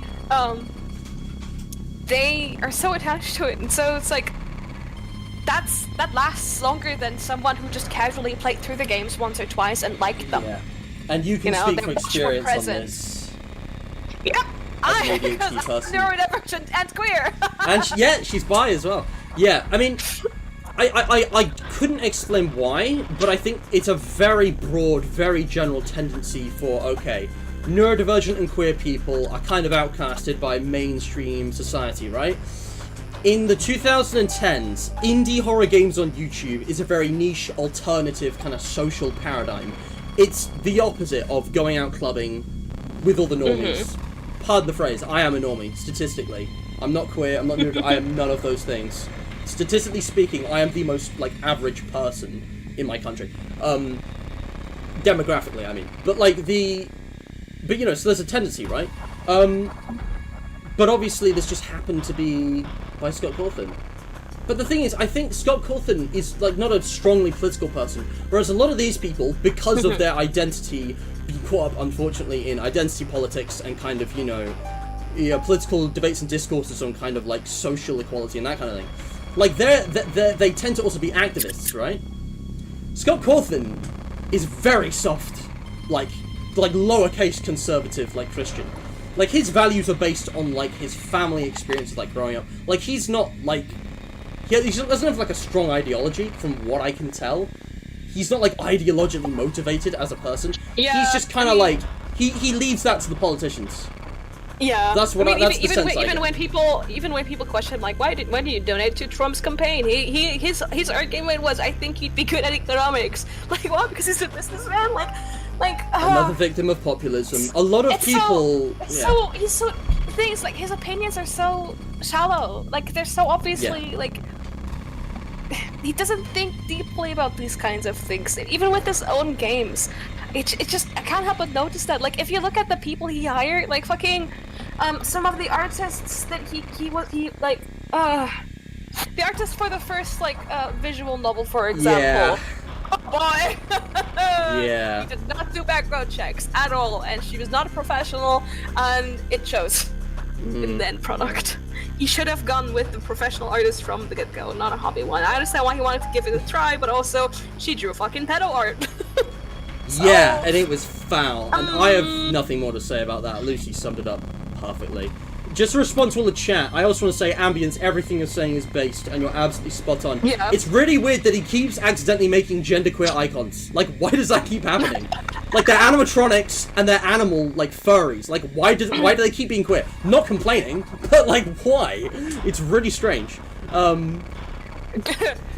Golden body, gender neutral icon. Remember when in FNAF World, people were like, what gender is golden bunny? And he's like, it's a bunny, who cares? See, Scott Cawthon's so based for that. He's so based for that. Despite everything, like, I don't think he actually fully understands things like trans rights issues, but he's definitely not. He's not a queer phobe, guys. He's definitely not. He's too. Yeah. He's kind of like me a few years ago, or maybe still now. Just one of those, like, idiot, normie, white guys who just wants to do the right thing and respect people and isn't actively intentionally looking to harm. The thing just one of those fools. He's genuinely a nice guy who means well, but he's not well educated on a lot of topics, but still just kind of, like, does whatever he, like, thinks is right without the research. Accidental ally, that's the phrase, yes. Also, Azu, welcome to the stream. And, Yeah, Ethan, thanks for the tip. So it's a 1 in 7 chance for the audio to fail. You can lure him from there. Got it. I might have just been too slow that time then. But yes. But yes, DJ, absolutely. When your personal ideas and values get entwined with your projects and your creations, yeah, obviously people are going to speak out against. Like, that's the nature of life, of politics, art, everything. Because I do think to some extent, however implicit or unintentional, your views and your beliefs will inherently be in what you create. But with Scott Cawthon, I think he really didn't. Because, do you know what's crazy, guys? Okay, I'm sorry going on a tangent. I promise this will be the end of it. But, like, I had this thought, like, a year ago, and I just forgot about it. Looking back at FNAF 1 from a political lens, despite Scott Cawthon's background, it comes across to me as an absurdist satire that is very much anti-capitalist and possibly pro-socialist. Which would be really weird coming from Scott Cawthon, so I don't think it's intentional. But, like, it's a complete satire of the lack of rights that workers have in this economy, in America. The absence of trade unions and, you know, the powerlessness, even in my country, the powers that they have. And just the complete, like, ridiculousness of the, like, life or death scenarios for, like, minimum wage. Like, it's I don't know, I feel like you can interpret that politically. Also, I remember... sorry, let me just say... The one time you were showing me a Vorsh stream, and he said, I don't think you could interpret FNAF politically. And that's what triggered that thought for me. Because it was a really weird thing, because he's a political streamer, and I'd like... Yeah. He was playing FNAF for some reason, or ranking jump scares, and that's what triggered this thought. I know it's very weird, but anyway, Lucy, what were you saying? Berserk, hello, welcome. Let's try Nightmare again. It's also the consistent, like, running theme of FNAF locations just having, like, zero, like, awareness of what would be, you know, legal. It's like Resident Evil logs. It's like all the logs of scientists in Resident Evil that are always making these crazy monsters and somehow not seeing the implications. With I'm not even kidding. I think Freddy Fazbear's franchise in universe is as immoral and terrible as fucking Aperture Science at this point. Oh, definitely. This is the thing, though. With the Steel Wall games, there was a noticeable change in the writing that lost, you know, like, the subtlety and the kind of understanding that this was supposed to be, like, a critique, an absurd, like, comedy. Maybe it wasn't supposed to be, but it's, like, the tone with them is so, like, weirdly, like, flat. You just get the sense that they're actually, like, they're not showing that it's a bad thing, what Frowser Entertainment does. It's like it's too obvious. I don't know, it's weird. I think I know what you mean. It's like Steelwall has like a very shallow understanding of like, and then overplay certain aspects too genuinely. That's it. They overplay it. That's what I'm looking for. Like to the point where you're like, it's so on the nose. It's like they're like when they wrote Security Breach and they were like, ooh, there's something secret underneath. Ooh, they're it felt like they were constantly doing like, look how clever we are. Look how vague this hint is. Look, it's so clever, so hidden. Easter egg time. Come here. You know, yeah. Like, it's so on the nose. Yeah, and it's just like it loses all the immersion. There's no belief that there's a real world that this story can be happening in that there was with the other games. It doesn't have any of the grit, and that also comes partly down to the graphic style and the character writing. Yeah, I'm not gonna go on about it, guys. I think the writing more than the character than the visuals. The visuals were fine. It's really just the writing that was so. Yeah, I think the visuals were fine, but I think it was the wrong direction and tone for the franchise. It looks like Poppy Playtime and not Five Nights at Freddy's 1, 2, and 3. Like, I don't like that. I mean, ultimately, it's not supposed to be. And I just personally wish they'd gone with like a new cast rather than like repurposing some characters and then like milking that and trying to bind it back to the previous lore when it just didn't work. I'm not gonna get into this. Yeah, yes, no. You're not wrong. I don't disagree. This is the thing, I can't enjoy FNAF anymore! We just talk about this! Every time! I just want to enjoy the goddamn game! I think Bro's still in the vent. I'm gonna just go... Oh no, I think Bro's on cam 5. Uh-oh. Oh, he's on cam 2! Oh. Please go to the window. Please do not go to the vent. Oh my god. I couldn't... I should have just rebooted the camera sooner. Shit. Hello there. This is fine. This is fine. Please go to cam 2. Please go to... Yes, he's being a good boy. Audio error. I'm just gonna fix that now. Oh my goodness. Anyway, play FNAF with music, take a slice? I don't know what you mean. Okay, he's on cam 2. This is fine. Okay, so it stops when he's in a vent, when he's giving us the bombastic side-eye. Noted. I should listen. Okay. Let's see if we can get him back. Let's see if we can get him to throw it back, guys. Remember, guys, I always throw it back. Don't say that. I'm saying it. I'm saying it, and you can't stop me. Don't say that. It's a real meme. Someone made that. It's a video. He's like animated. Like he's. God. I'll show you. I'll send it to you, Lucy. I'll put it in your DMs. No, I don't want to see it. I don't want to see it. I'll send it to you. I'll send it. No. I know how much you love our boy Scraptrap and his goofy shenanigans. I know how much you love him. I will not watch it. Yes, you will. You'll love it. No. I promise. Promise. I No, bet no, you. Dude, that sounds like the kind of cringe humor that Watch makes me want it. to crawl out of my Watch skin. it. I'll give you a kiss. That is a compelling counter argument, but I cannot. Listen. The fact that actually worked. Even enough a kiss from you cannot make up for the way I want to pop out of existence from cringe. Like he just did? Did you see that? Bro just popped out of existence. Did you see that? Yeah, he too was cringing at the shit you were talking. God, imagine, like, there's already been memes of this on YouTube. Like, imagine William Afton seeing, like, Gen Z Zoomer memes. Like, Ethan, after no. Like, why do you think he's ended up the way he is between 3 and Pizza Sim? That's Springtrap after he, like, saw Brain Rot. It was more skibbity than I thought it would be. Jewel Trucker, he doesn't like you, that's why he popped away. Shit. Huh? I don't know where he is. Oh my god, dude. He's zooming alright. That's so funny. I used to never see him pop away like that, but because I'm, like, actually decent at the game now, I'm quick enough to be seeing it. It's quite funny. Yeah, it is kind of funny. I like, it's just boop, gone. Honestly, though, I think it's a great choice that Scott Cawthon made to never animate him going away from you, only getting closer. It definitely adds to the tension of this game. I'm keeping it at cam 2, guys. It's 5 AM. We got this. Come on, come on, come on, come on. Hello. Okay, go, go, go. Oh, shit. Oh, no. I think he would have just gone left. Oh, man, that was close. Oh, my goodness. It burns! I believe a game like that probably exists somewhere. Best Fright burns to the ground. Another classic. Stop putting woke in my games. Yeah, honestly, Mac. Honestly. Everything is political to some extent. Everything.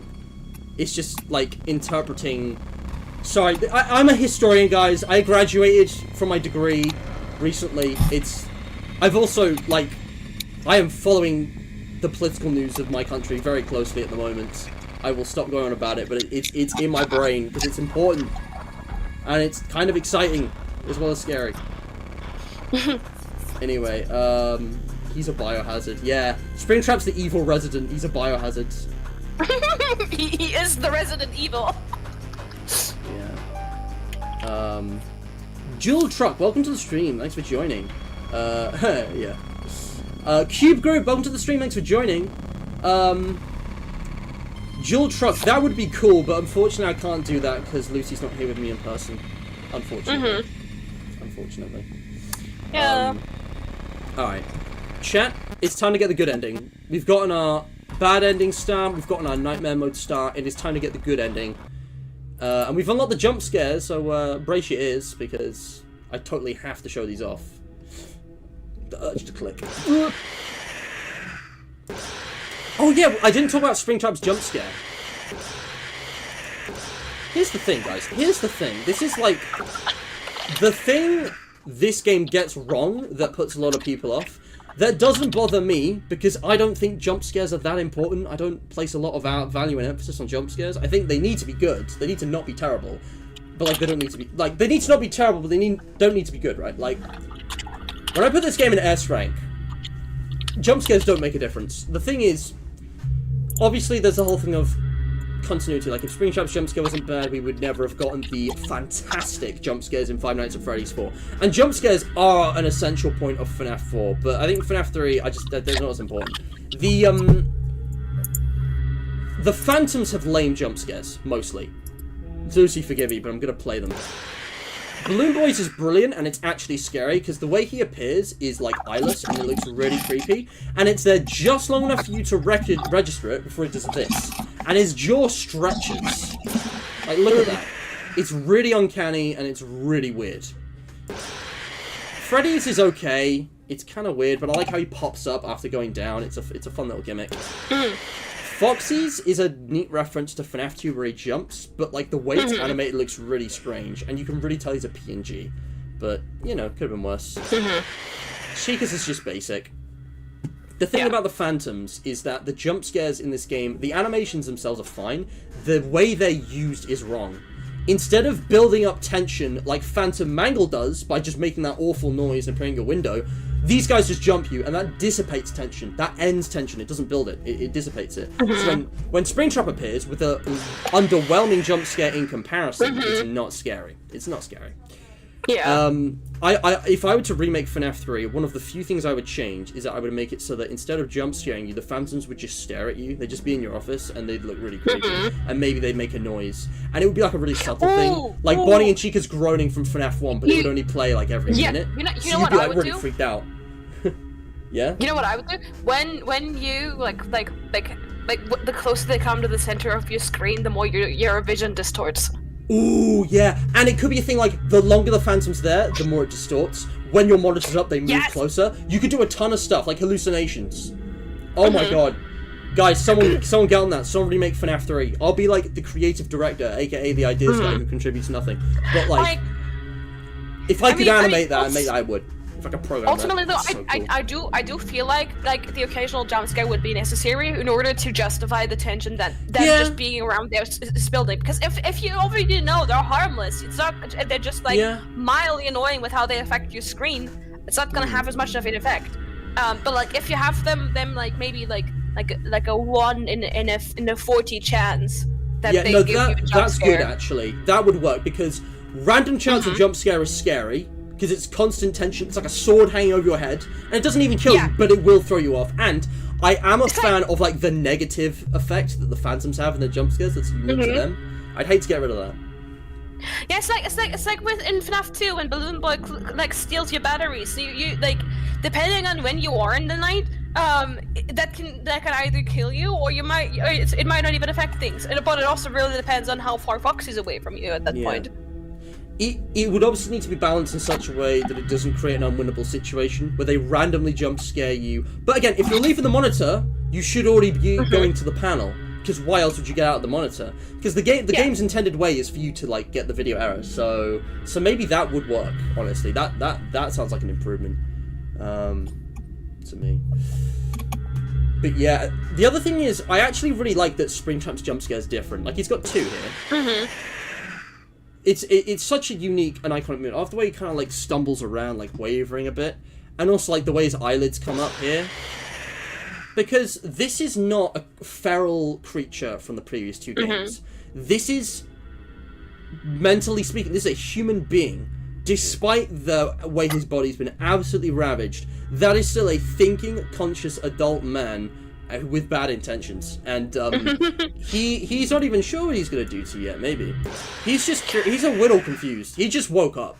Bro just woke up from a long ass nap. Also, no, he didn't just wake up. He also keeps like blacking out and appearing in a different place and has to work his way all the way back over to you again. Your headcanon of this is so funny. I love. Could you explain your headcanon? Dude, okay, so my personal headcanon is like he's fully conscious. And he's aware, like, kind of, but, like, every time the stupid, like, Balloon Boy sound comes up somewhere, he, like, the coding takes over, and he basically blacks out and just like comes to consciousness back wherever that lures him to, and he's like, "God damn!" and then like has to work his way back towards the front, and he's struggling to move. Like, this is difficult, this is heavy, and then he tries to go through the vents, and the shit gets blocked, and he has to back out, and it's all like this whole ordeal, you know, and it's super frustrating. And by the time he finally reaches you, it's like, and he gets teleported again anyway. He's so frustrated by the end, he just wants to like strangle you. He just wants out. He wants the fucking exit. Yeah, that's the thing. Like, but this was the first game where you didn't get stuffed into a Freddy suit. There was no Freddy suit to get stuffed into, so it's unclear. Does he maul you like a bear? Does he just choke you out? Does he just snatch the keys and leave? Like, Springtrap's intentions are kind of unknown, but I like the personality that you get from these jump scares. It's unique, it's interesting, it's different. And I love looking closely how you can see, although the anatomy is terrible, like his like flesh cords here and like the rim of his like eye sockets. I know the anatomy is terrible, I get it. but it's visually, so cool. Visually, it has some appeal, but like my artist self, my heart is breaking at how terrible and non like biologically impossible this is. Yeah. Yeah, there's been some like much better realistic Springtrap fan models which have like the correct proportions and like a like clothing, like tattered bits of grayed out clothing inside the suit as well. I can send you a video if you want. It's very scary looking, but you might appreciate it. I would. The other thing is that what was I gonna say? Oh god, let me just go back and chat. Oh man, I had something and I've forgotten what it was. There's always so much to talk about. If it's important, it'll come back. Just catch up with chat. Oh yeah, no, Lucy, yeah. There's a fan game that does exactly that. FNaF Simulator. When you play as Springtrap, you have to do a quick time event, and if you fail it, you just get blacked out, and you just it goes black, and you open your eyes, and you're just in a different spot. Hilariously, I had the headcanon long before I knew the game existed, and after I checked out because like I watched gameplay of it. It's so fucking good. It's like exactly what I would want to see. You know, especially because like the longer time he spends in the vents, the more claustrophobic he gets. He actually gets like panic attacks. The sanity meter. That's so cool. It is so interesting. Yeah, like the way that entire thing was handled is so Yeah. I love the idea that FNAF 3 is actually just as scary for William Afton as it is for you. He's finally able to move around in this big heavy suit. It's like Anakin having to relearn all of like the lightsaber forms and just how to walk as Darth Vader. This is only a thing in the comics, but like Anakin was at the peak of his power in Revenge of the Sith. After he got sliced by Obi-Wan, he had to relearn how to walk, how to like move around, how to like, he was not like an expert at dueling immediately. Like Vader was weak in the early years of the Empire. He had to completely relearn how to be a badass, essentially. And it takes him years to get up to where we see him in like the original trilogy. I think with William Afton it's kind of like that. He has to spend a few nights adjusting to his body and the weight of it. And also, like, you know, how's his sanity doing? How's he doing mentally? Like, are there any, like, spirits haunting him? Like, are there spirits, like, literally in his head, like, screwing about with him? You know, Golden Freddy? Like, there's so many possibilities. Personally, the way I, like, my personal headcanon of that, you know, or slash theory, I guess, the reason he never exited the safe room, is because he literally could not move.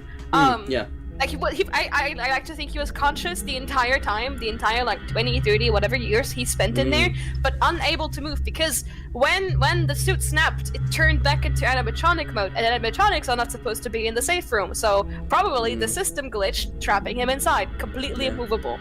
And so he just sat there, like, unable to do anything, and I mean, if you have as much guilt weighing on you as this man has, the fucked up shit that he's done and seen and experienced, I think you too would start seeing things. And I personally think the phantoms are an extension of his like soul, of his remnant, of his fears. Yeah. Of those last moments he spent like being judged by his victims.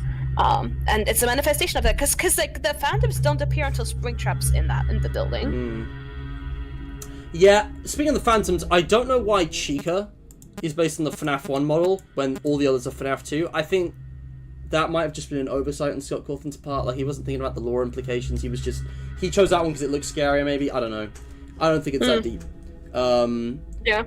And yeah, the Freddy, it's not a suit, DJ. You couldn't be stuffed into the Freddy suit outside the door. It's just a bit of costume parts. Because the thing that kills you in FNAF 1 is the metal parts compressing you and the endoskeleton. And same with FNAF 2, it's what's implied. But yeah, Ethan, again, I think the aggressive cheat is just like a video game logic thing. Guys, we're running out of time, so I'm gonna start going for the good ending now. Yeah. And another thing that I wanted to mention about the mindset he would have, because like the point that brain ADHD running. The reason I brought up why I think that's why he couldn't leave the safe is because he was conscious the entire. He's locked in a small room, and now he's locked in another small room. So obviously his main objective would be get out, get out, get out. Yeah. His sanity is not doing great. All right, chat. Yeah, and then you're fucking around and messing with him too. Like that's gonna be ass. Yeah. But yeah, maybe he does know with Michael, I don't know. Again, I'm not even sure we're playing as Michael, but that's a whole other thing. What we can do on night 1, by the way, we can access some minigames on night 1, so I'm just going to do this now. Because I've noticed the time, and we have got time, but I've got to pick up the pace now, so... We're finally visiting the secret minigames, guys. Ooh, I actually could just go for the exit, because I don't think this is ready yet. Let me just check. No, wait, we have to get the super balloon. I remember. But yeah. Yeah, no, honestly, just respond to Pig and was in chat, like, do you know what else is really funny to me? 10 years ago, less maybe, like when I was a kid, like 15 years ago for sure, people would say, oh, that's so gay, or oh, that's so autistic, like as an insult. But now, people say, that's so gay and that's so autistic, you know, as like a compliment to themselves, because that's what they are. It's like a reclaiming thing. I find that so funny.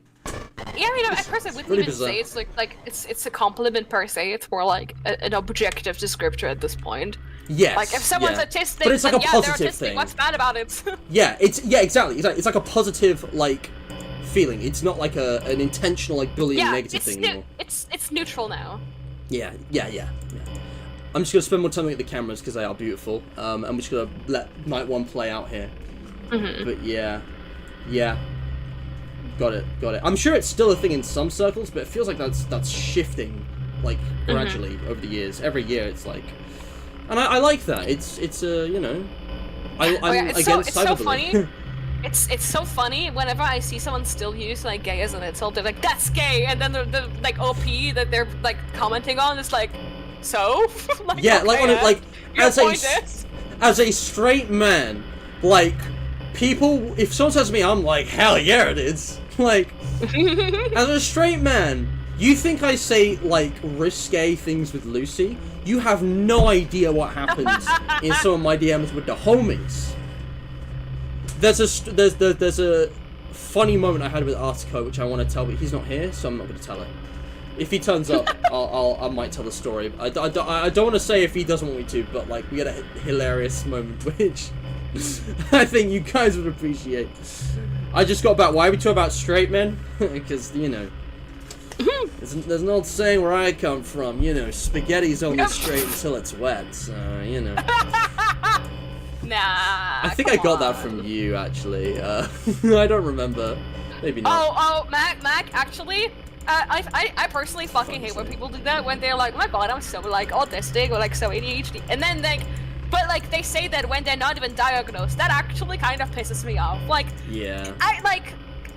Great to know that my affliction that causes me daily issues that I deal with every fucking day without having a choice in the matter is a funny little quirk to you that you just get to pick and choose and turn on and off whenever you please to explain being a little bit, like, quirky, you know? Like, fucking tell me you're a pygmy girl, well, tell me you're a pygmy girl. Chill out. Honestly. Yeah, and even if they are, like, diagnosed, guys, just because someone does or doesn't have ADHD or is, I don't know, bisexual or whatever, doesn't mean that they can't also be an asshole. You know, people suck, regardless of, you know, what what's going on with their brain or sexuality or whatever. Crazy, I know. Oh yeah, people who use their sexuality and or disorders as an excuse for their behavior is so stupid. Like I have ADHD. I forget shit a lot. Sometimes I forget really important things, like someone's birthday. I still take accountability for it. I don't just go, well, it's not my fault. I have ADHD. I go, I'm sorry, I forgot about that. I feel terrible. Can you forgive me? Like, you still have to fix the problem. Yes. Sorry, I was just laughing at Ethan's comment. Oh yeah, also cute. That's fair. That's also a valid. You disagree? You disagree? I don't disagree. That's a.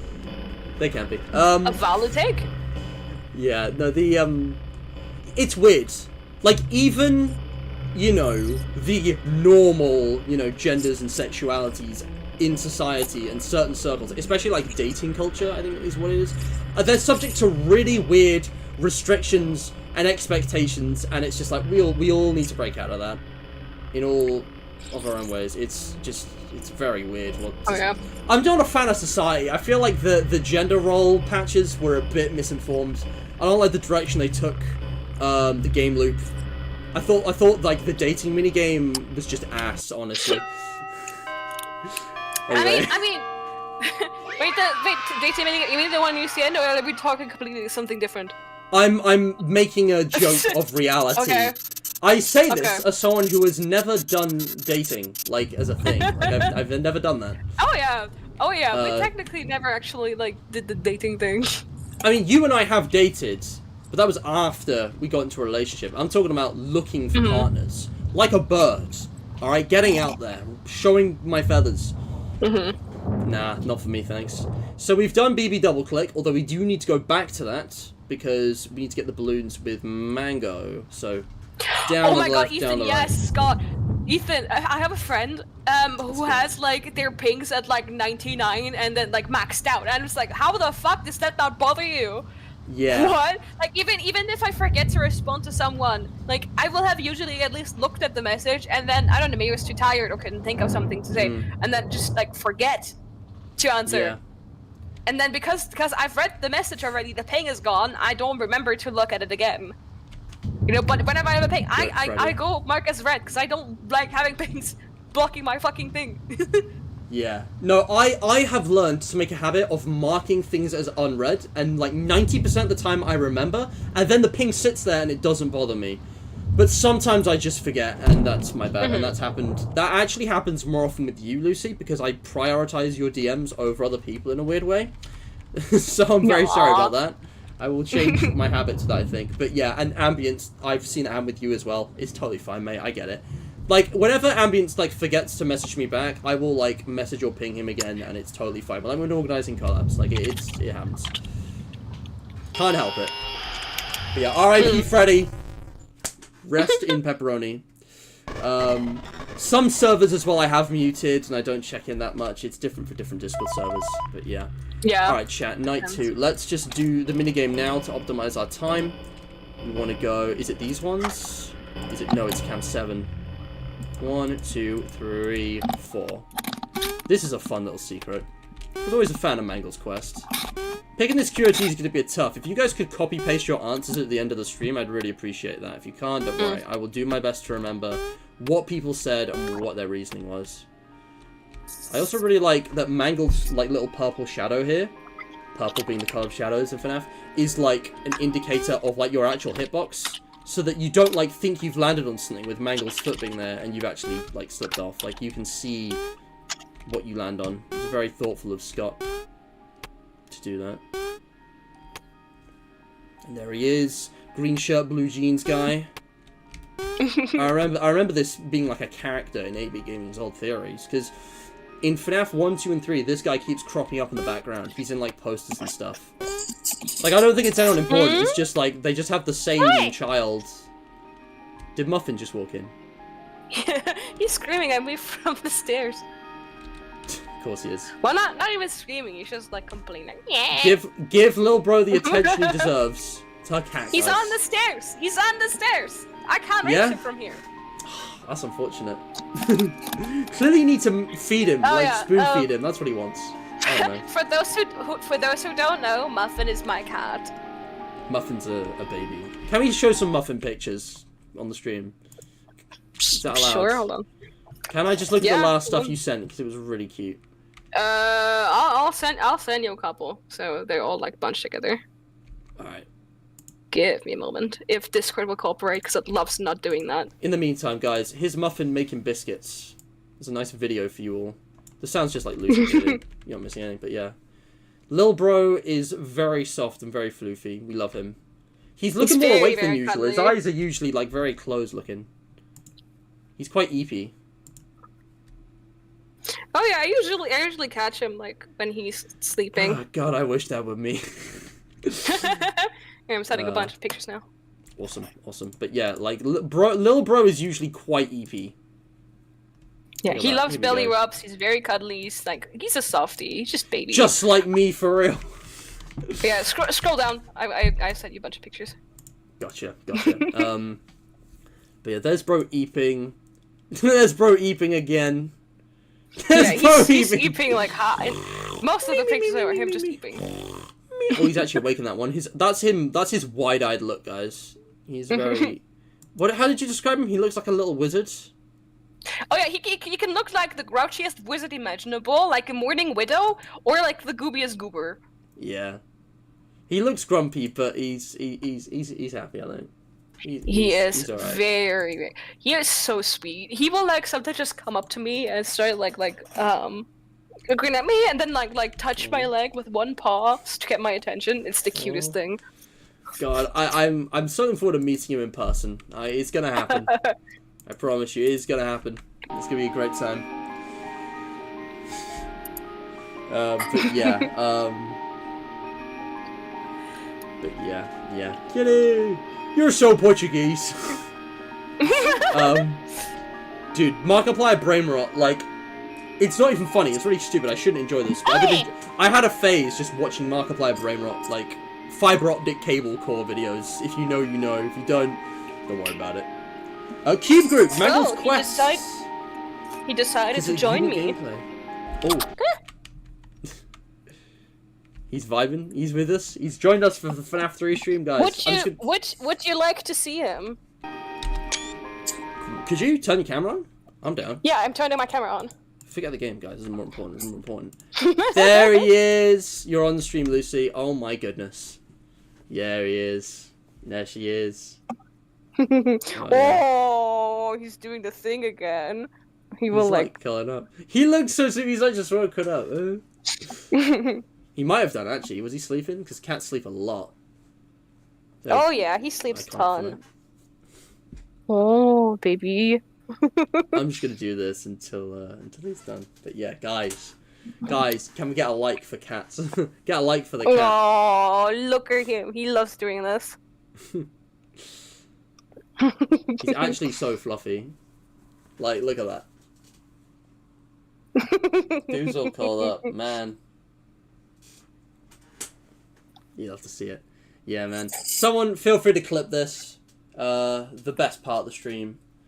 Ethan, you can put it on Maps to Mist if you want, or someone else upload it to wherever. It doesn't have to be YouTube, like, whatever. This is already a public stream. It's not going to be going anywhere. I know I've been doing a purge, but newer stuff generally will not be purged.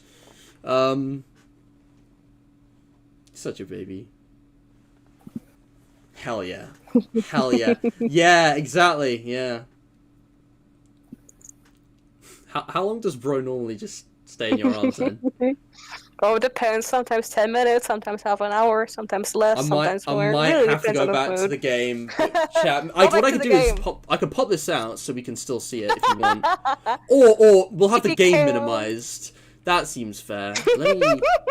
If I do this, does that work? Can you guys... Oh, I don't think it's going to work. Because I don't know how to get FNAF 3 out full screen. I have to go back to the game chat. Say goodbye to Muffin, chat. We'll be back with Muffin later, maybe. Say goodbye to Muffin. Yeah, he's waving. He's waving. Beautiful. I wish you could hear him purr. He's purring so loud, but the mic doesn't pick up on it. Guys, Lucy, if we get 20 likes, guys, Lucy will post on the Hydration Nation Muffin purring. She'll record him. At I'll some try. point. Yeah, she'll do it. 20 likes. 20 likes. We're on 13. We can do it. Come on, chat. Leave a like. Share this. All right, let's get it out there. All right. I got to go back to the game, guys. I got to go back to the game. Because Lucy, this is actually an interesting thing in the game. The weeping puppet silhouette, shadow puppet thing. There's been a lot of theory and speculation about what the hell this thing is. It's a really random and strange, like, thing to be included, I think. It's always been a weird... and like, the three shadow balloon boys by the tree. It's always been, like, these weird details that... I don't know if they're meant to mean anything, but, like, they're really weird. Oh, he sneezed.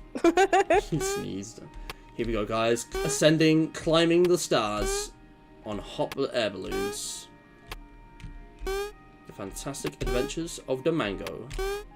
I love the way the stars are, like, animated. It gives me big FNaF world vibes. Like Red Lake ending with the flashing colours. I think they're supposed to be stage lights, but it feels more like space. I think that's intentional. Yeah, no, I mean, with Like the a moon there, stage. that's definitely supposed to be stars. Like, So cool. But here we go. We got the cake now. Mangle's quest complete. bless you, little man. Damn, bro sneezed loudly. I could hear You that heard one. that? I heard that, yeah. Bless you, Bless little man, you, you indeed. good? And another one. Come on. Get it out. Patrick. There you go. Hold on a second, guys. Hold on, chat. I just realized. We're replaying the game. Do we have...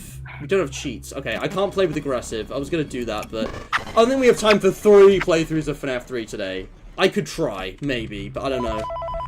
I also need to go back to BB's Adventure, though, before we actually play this night. We actually have to do BB's Adventure twice. It's a really weird setup. Because it's like, you need to get the cake and balloons before actually going to the children. I don't know if you can do Mangle first, but I think you still have to play Balloon Boy twice. Here we go. So this time we take the secret path. And something interesting you guys might not know, because I looked this up on Reddit from someone who had looked into the game files years ago, because I was curious. Which ghost child is which? Which one possesses Freddy? Which one's Bonnie? You know, Gabriel, Jeremy, Susie, and Fritz. They actually do correspond consistently, 1-to-1. So now I want to guess which animatronic this child haunted and what their real name might be. Based on, you know, Peter Sim's grave ending. Also, Game Work, welcome to the stream. Thanks for joining. Damn, people are desperate for likes now. We're up to 15. We're up to 15. Let's go. More likes. 20 likes, guys. And you'll get the muffin content in the Hydration Nation. Review it in your own time. I have to see, guys. I'm sorry. I have to see. While I've posed you the question. Look at him. Look at him. And No, look he's at her. leaving. I say so myself. He's good enough. We got just in time for him to leave. Awesome. Damn. Oh, shame. Oh, there was something really cute still on the screen. Ah, no. let's. I'm trying too hard, guys.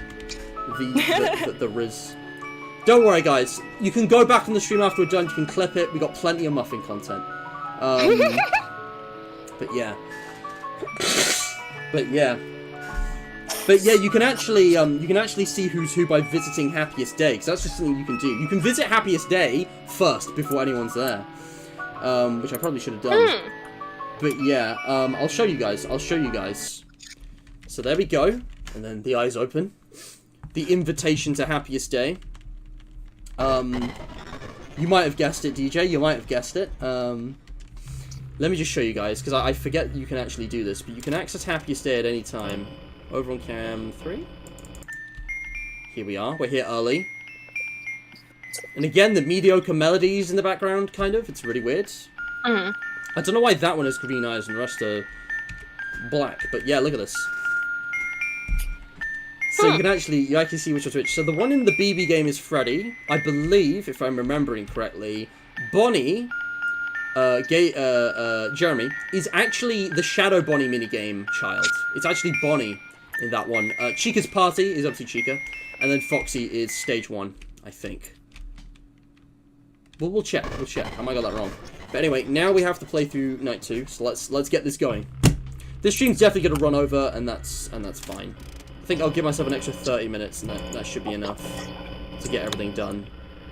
I have already played on aggressive before through the whole game, so we don't have to worry about cheats and challenges, but who knows, maybe this won't actually be the last time I ever play FNAF 3, but in case it is, guys, in case this is the last time, I want to do it justice. We've talked about a lot of the things, and we'll continue to talk about the things that really matter in relation to this game, and, you know, experience pretty much everything for what it is. And Lucy's here.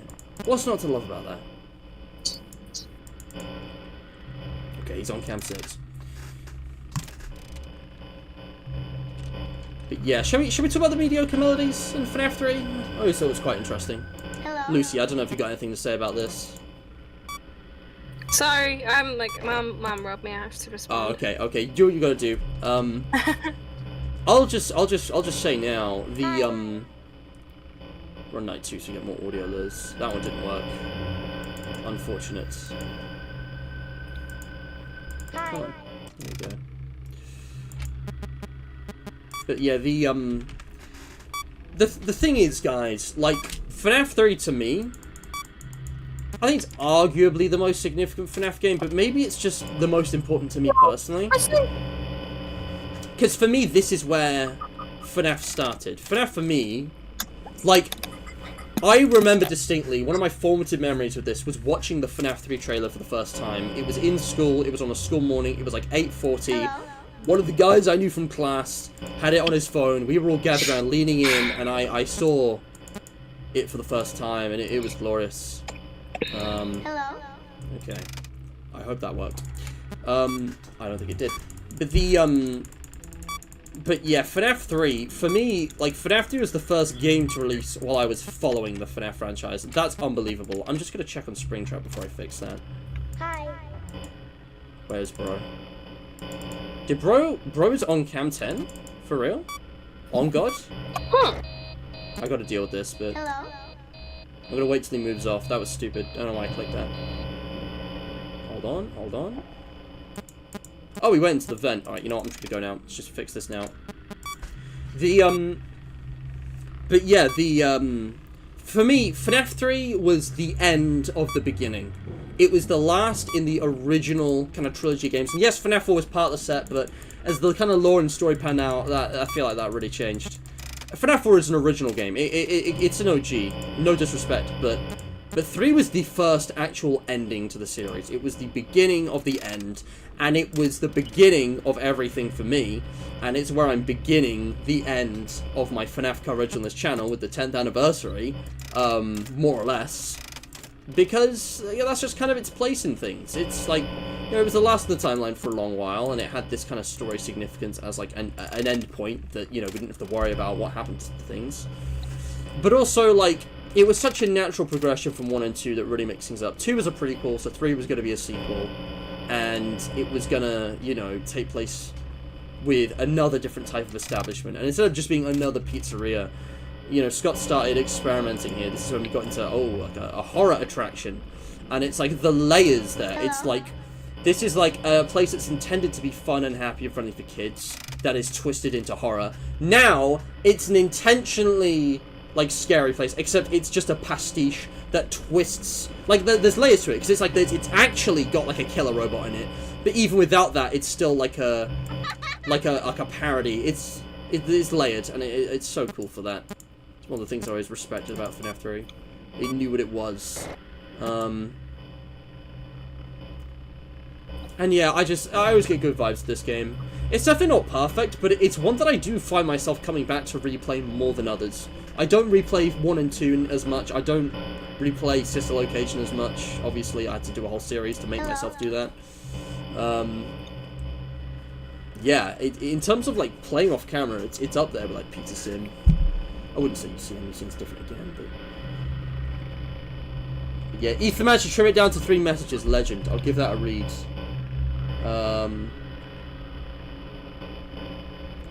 But yeah, you basically said the same thing, but yeah, you've summed it up really well, like the significance of it. I'm just gonna go repair all this. Yeah, let's talk about the mediocre melodies though. So it's really weird. They all correlate. They do have a 1-to-1 match, except for Nedbear, and there's instead like this blue thing there. I just think that's poor planning on Scott's part, and maybe he just thought, you know what? Ned Bear is so good. I need him in this game.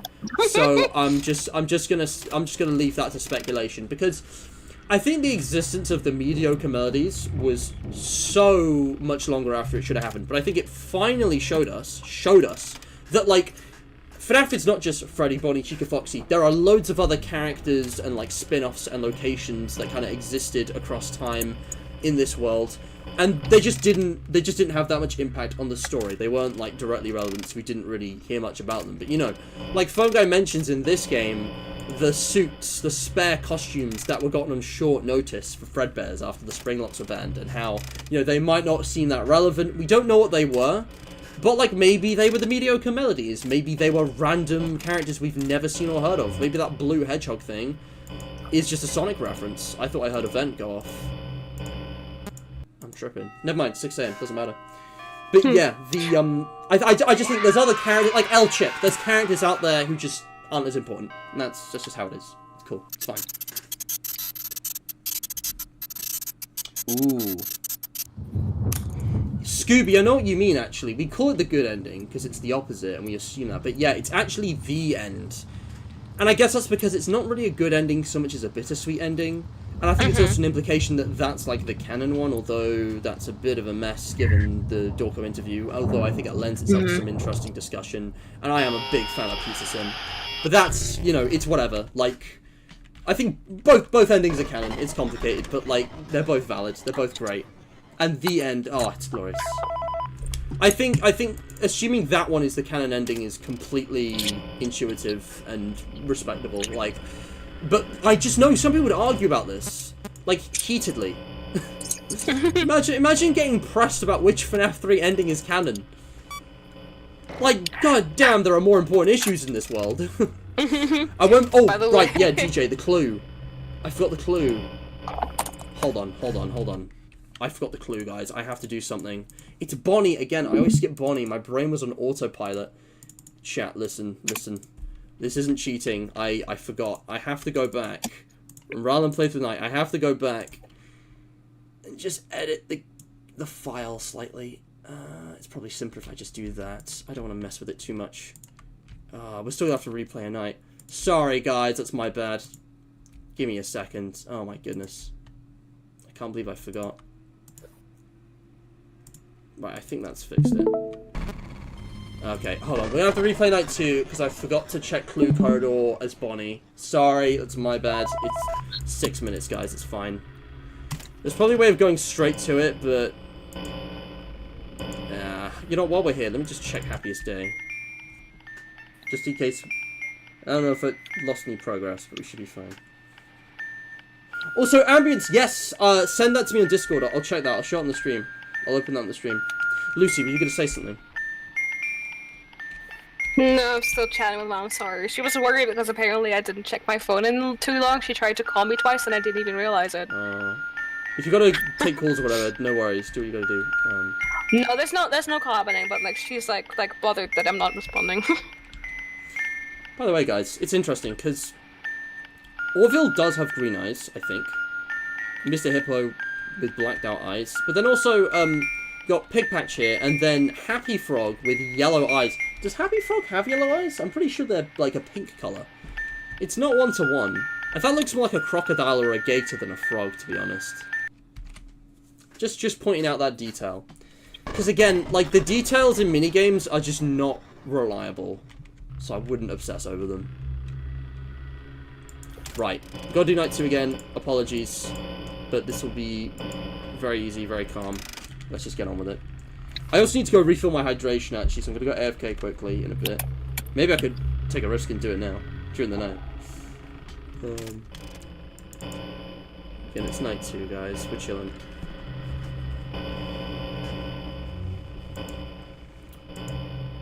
But yeah, while Lucy's occupied, guys, and while I've not really got a lot to say immediately, is there anything we want to talk about before I possibly maybe never stream FNAF 3 again? Anything at all, because this might be a last chance. I mean, I'm not saying, obviously it's probably not, but it's like, while we're here, anything that has to be included in the stream, which I haven't mentioned yet. Yeah. They roughly correlate, Mac. Three of those are recognizably 3 of the mediocre melodies. One of them's roughly equivalent, and one of them's not. But my headcanon is that they are. I love the mediocre melodies. They're some of my favorite characters, honestly. For different reasons than most. She does have pink eyes, but the outline around the eye holes are yellow. Okay. Okay, interesting. Also, hello! I'm sorry I can't pronounce your name. It looks Russian, but... hello. Welcome. Thank you for joining. Just gotta make sure I use up my audio lures here.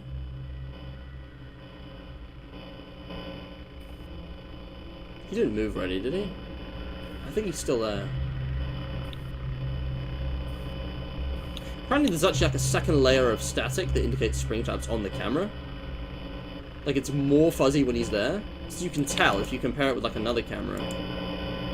Ah, there we go. That's moving. Hello. Personally, I can't see it, but it doesn't matter. Right. Yeah. No.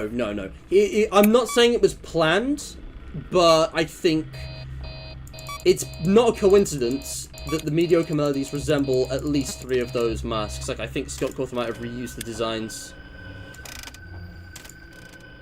That was a hallucination. Okay, noted.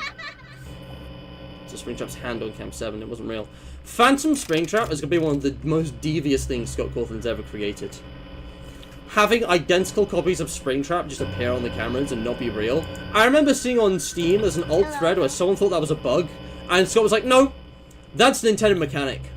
Reset your vents. That was absolutely diabolical of him. But, Hello. I play in such a way that it's kind of a non-issue. Just don't let your vents go offline, guys. Come on, let me get into 7. Hello. Man, how many do I get on night 2? It's like 6, isn't it? Get a lot. There are still people who think that's a bug. That's crazy. Yes, Ethan. Yes, Ethan, that is true. The gameplay could be better, but I think it's already fantastic as it is. But yeah, no, I really like the balance. Yeah, 7 I think is my preferred camera because it's right next to the vent.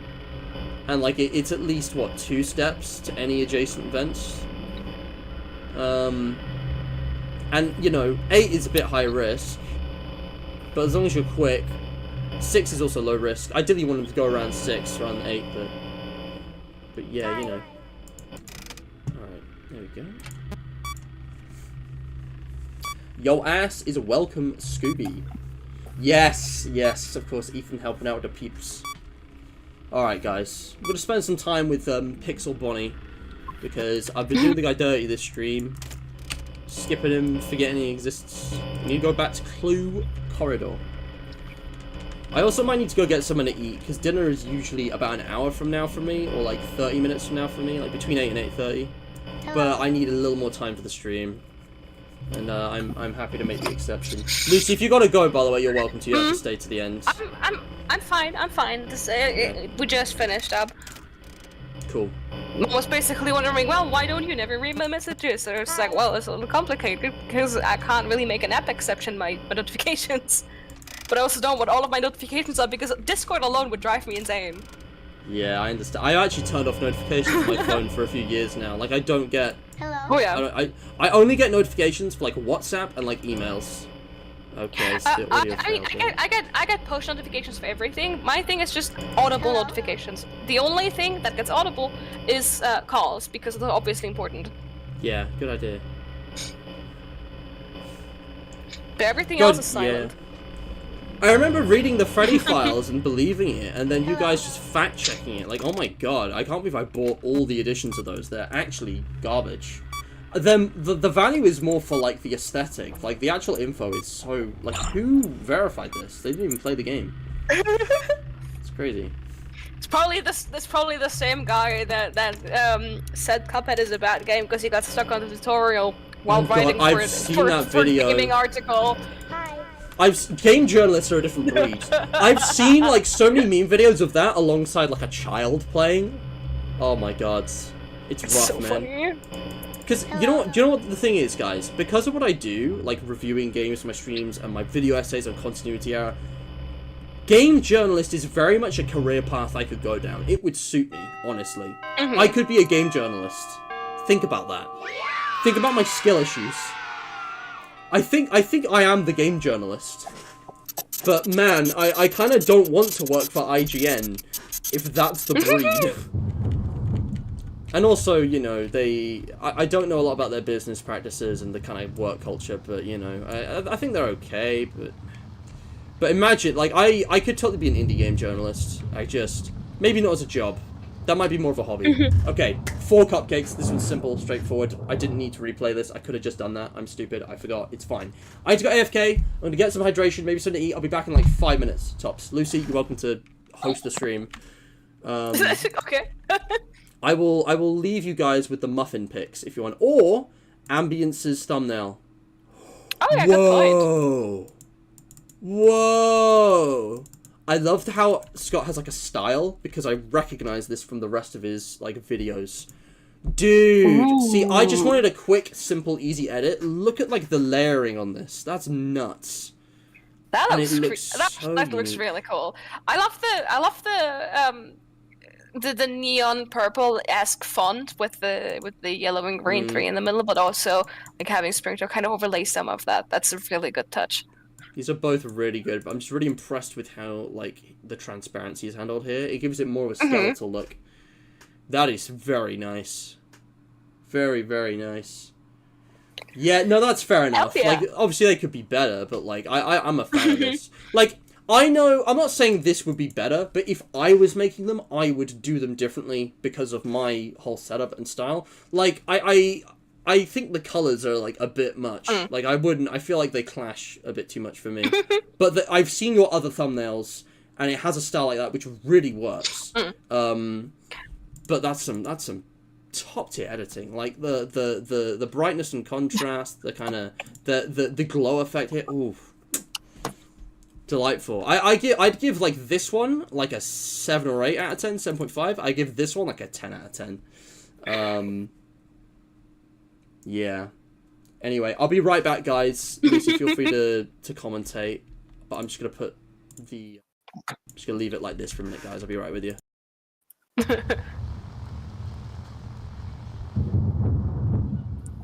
Alright. How's everyone?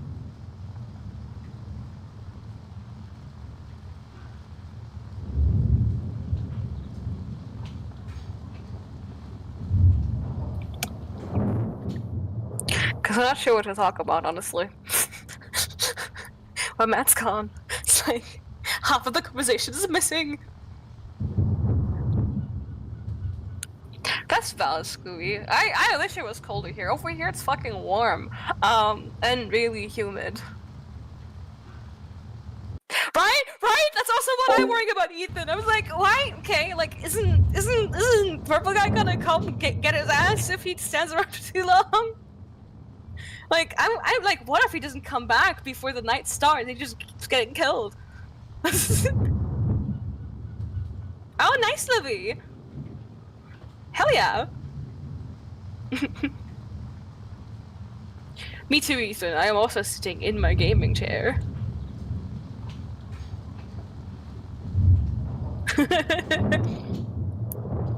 I already show like most of the good ones. I have way too many, and all of them are of him napping one way or another. He's just sleeping all the time. I mean, he also gets zoomy sometimes, and wants to cuddle a lot. But yeah, he's sleeping a lot. Even right now, he's napping.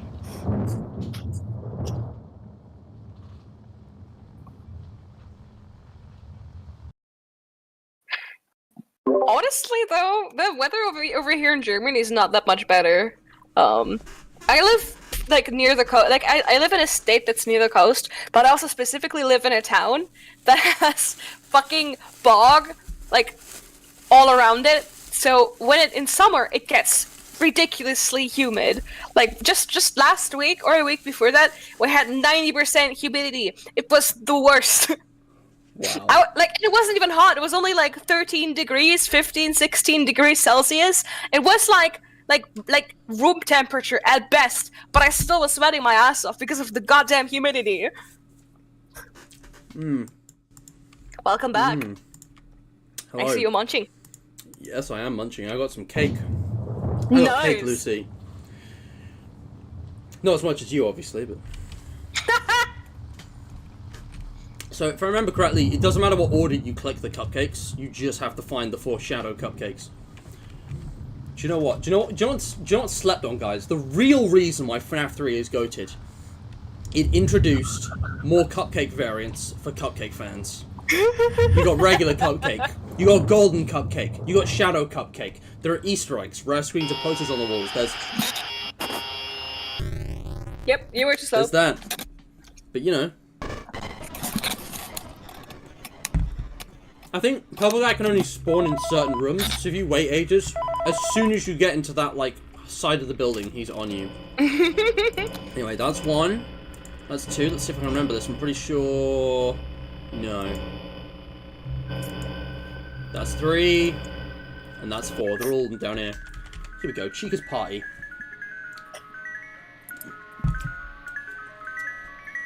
Anyway, I'm going to stream for about 45 more minutes, and we should be good.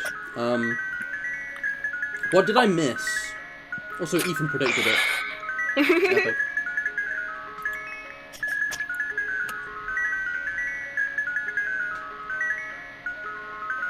Can we talk about when are you going to show us more cat pics? You've had plenty, alright? Sit down. Sit the fuck down. How many likes do we have, huh? 15. That's 5 less than 20, Buster. And also, Lucy's going to provide them in her own time when she's able to. Because working with cats is a little challenging, in case you hadn't noticed. Alright, Buster. So how about you step down, you get out of it.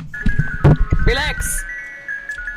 Chat, I have made a continuous and repeated lapse in my judgment. Let's go. Let's go bring some fucking cake, some fucking children. God, I hate kids. Also, windows. Rare look at the outside world of FNAF. Windows. Well, until city location, I guess.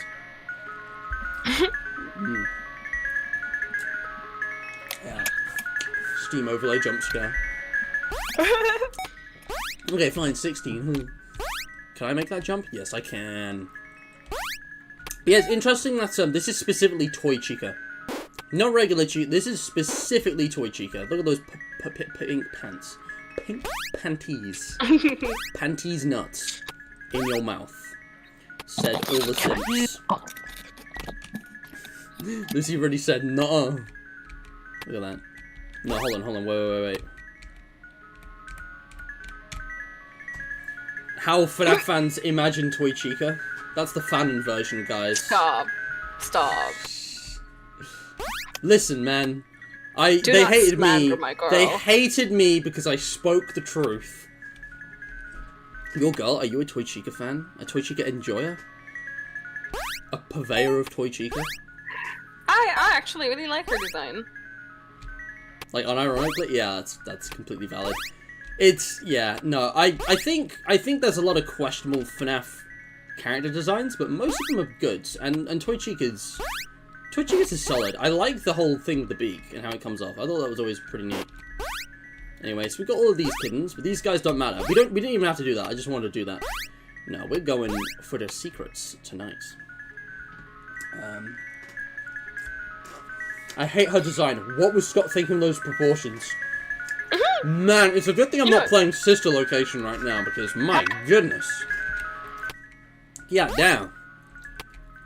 Sorry, Lucy. You don't have the cake to give child. Oh shit, do you actually need one of those? Or I thought it was just... Actually, never mind, okay. I didn't... For some reason, in my mind, I was like, oh, I've got to pick up the other one. No, I know that's logical, but I think the cake for them was we got that in Mangle's Quest. So that's a neighbor. Listen, spend years. I don't care. I don't care.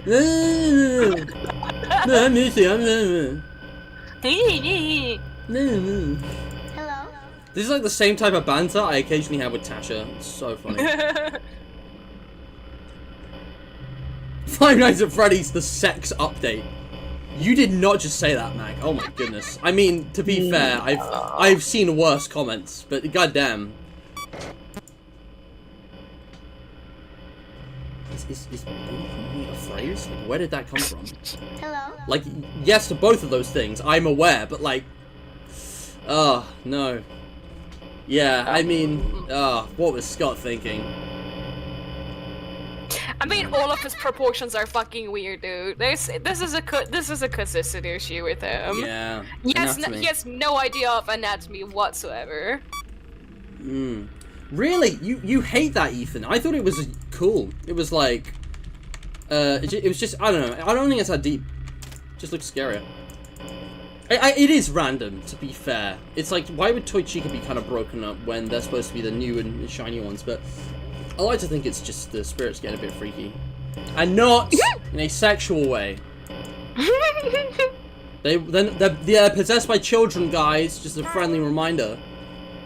For all you fan artists out there. Oh man, don't even start that kind of discourse. Yeah, not gonna The thing is, it's often really dependent on what, like, who you were talking to. Some people were like, oh yeah, these are like characters like completely separate from the children that possess them, and then others are like, oh yeah, they're basically the like equivalent to the children that possess them. And, like, it always depends on the fucking person. You could not generalize at all. People had very different thoughts. Also, FNAF is just such a vague fucking franchise. You can't say anything definitively, especially not such things. Honestly, at the end of the day, like, if shipping them makes them happy, whatever the fuck, I don't want anything to do with it, but like, they can do whatever. I mean, that's what happens now, because the characters in Security Breach onwards have been designed probably for that. They're not possessed. They're way more,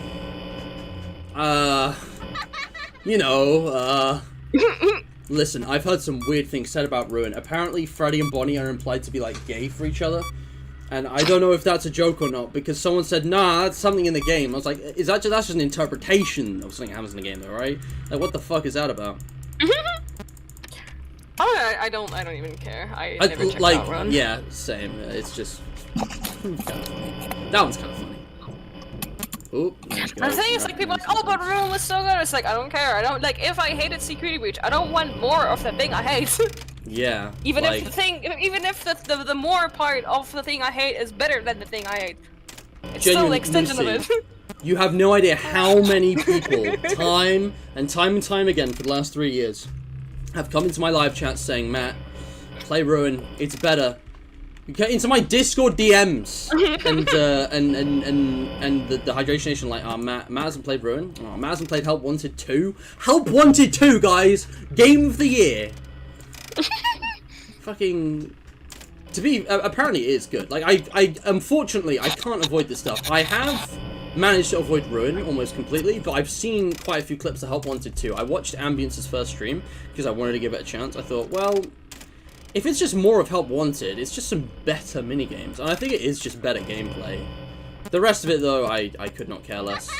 Because it's not just about whether or not it's a good game to play through, guys. It's part of the ecosystem of Steelwolf FNaF. And it disgusts me so deeply, I would just rather not have anything to do with it. Hello? I think I know what I'm missing out on, and it's not much. The thing is, I would genuinely really like Help Wanted if they didn't try to shoehorn in lore. Yeah, agreed.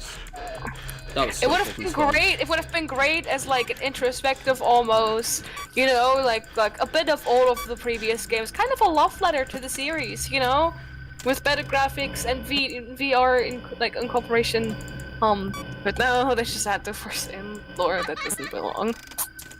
Oh my god. Oh, I have clutched up. I just clutched the hell up. I didn't think you could get Springtrap to Cam 2 after we crawled through the 13 vent. But we got him, guys. We got him. That was close. I'm like... Got his ass. He's there. You can barely see him, but he's... Is he there? Oh my god! I saw him in the fucking vent. Yeah. Yeah, he's barely visible on Cam 4, but you can see his shoulder pad there. Shit! Yeah, Springtrap's down here, guys. That's his shoulder texture. He's incredibly hard to see. You have to know where to look. Dang. Dude's good at sneaking. Yeah. Anyway, we're about to end the night. Here we go. But yeah, just respond to chat. Five Nights at Fuckboys is actually like one of the only FNAF fan games I've never actually played. Like of the ones that, you know, matter. Like I actually have never played Five Nights at Fuckboys, and maybe it's on my list. Yeah, I should check those out. I have seen videos of them. I am semi-familiar with them, but it was a very long time ago. Like, I watched Markiplier's videos when they came out, and that was the last time I interacted with that. There we go, 6 AM. Woo! But yeah, Lord Minion 777 Wade! Dude, shout out to Wade and Bob for existing. They do not get enough respect or attention. As a Distractable listener, listen to Distractable, guys. Pay attention. I need you to listen to Distractable. I will never ever forget about Bob's fridge. Oh god, Bob's fridge! Bob's fridge! They're so good, like, and they're still going. Like, there's like hundreds of episodes now. It's crazy. Cause like I think my favorite part about that is how much genuine and fresh and raw rage he had about that whole ordeal, and rightfully so. Yeah. But the thing is, he's such a good storyteller. Like he was so good at making a coherent narrative that frustrated you as much as it must have frustrated him. Yeah. It was so good. It was just fantastic. Yeah. Complete collection. I didn't know about that. Interesting. This doesn't seem like how you install a fridge. Yes. The bunk bed incident. Yes. Oh my god, the bunk bed. Also Markiplier trying parkour and failing really miserably. Yeah, you guys remember these ones because they were the animated shorts on the YouTube, weren't they? These were the ones that got attention. But so I listened to every single episode in full up to the end of 2023, because since then I just haven't had the time to keep up. So I've started skipping through. Because like they do like Lens Chat with Mark Part 5. I don't need the bonus Lens Chat discussion, okay? And if you guys know about the newer ones, you'll know about how much he despises the moon, and that one guy keeps taking photos of the moon. But the, oh, they do some great stuff. I kind of like when they gamified it a bit, and Wade introduced Wade's Secret Words, because since then they had like a game show thing. But yeah, there's been like seasons of Distractable. I think I could like pinpoint where the seasons were. They even did like a deal one time to reset all their scores, I think, of like wins. I can't remember. So people keep track of that on the subreddit, but like they try and mess them around as much as possible. It's great. Just respond to a question in chat, by the way. Why do you think the toys, Fredbear / Golden Freddy, and Shadow Bonnie are the ones used to complete the good ending minigame? Why is it those that are used to complete the minigame? I think I have a theory, Lucy, if you don't, unless you have something to say. No, I don't remember by all means, go ahead. 3, 9, 5, 2, 4, 8. It's actually pretty easy to remember. It's like you draw a line from like the top right down diagonally. Yeah, no. I'm gonna get a screenshot just in I can case. just write it down for you. 395248. I never wrote it remember down. this code. Thank you. Appreciate that. 395. Oh yeah, you never answered the question. The other way. Yeah.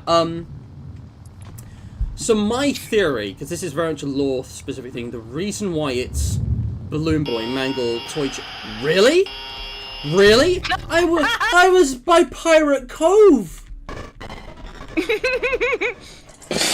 Man, I didn't know you could get your. I'm gonna just go there quickly. I'm gonna actually get to the Intended Places Foxy so we can see it properly. But like, that's mad. 395 248.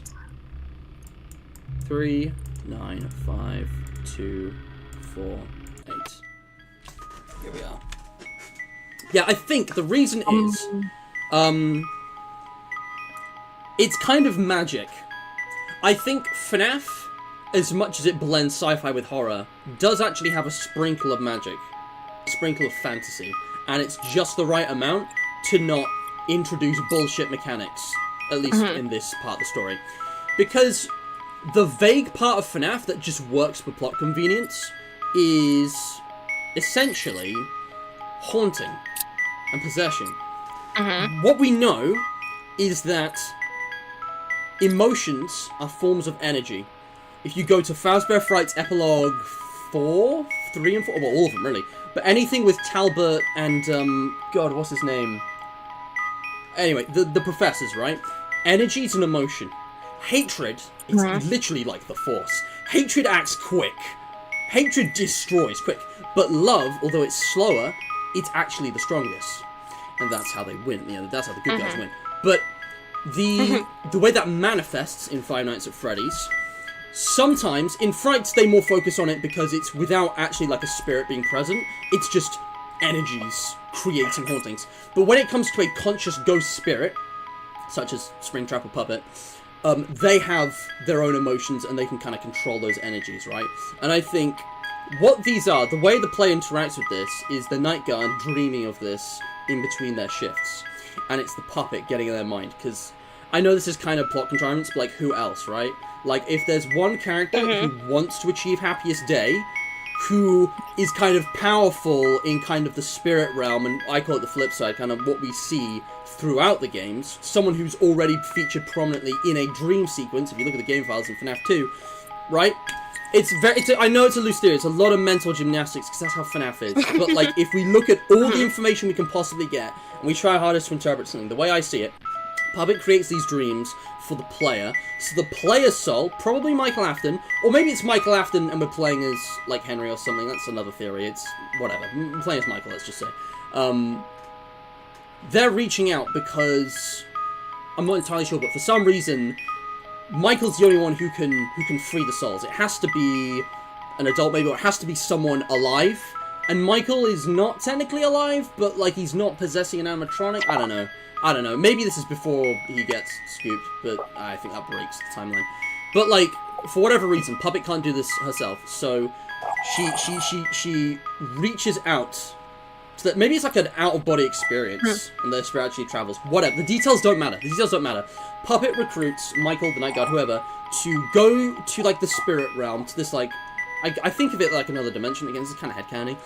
But the reason it's centered around these memories is because you'd think it would be like one for each of the MCI, but it's actually not. It's because I think the Puppet, Charlotte, and Michael both have shared memories of everything. They grew up as children of the two men who founded Freddy Fazbear's and Fredbear's. They were there for everything from a very young age. And I think if it's not like them being necessarily close to a physical location imbued with these memories, like a Freddy's location, it's like they themselves have lived long enough to be able to kind of connect with those memories.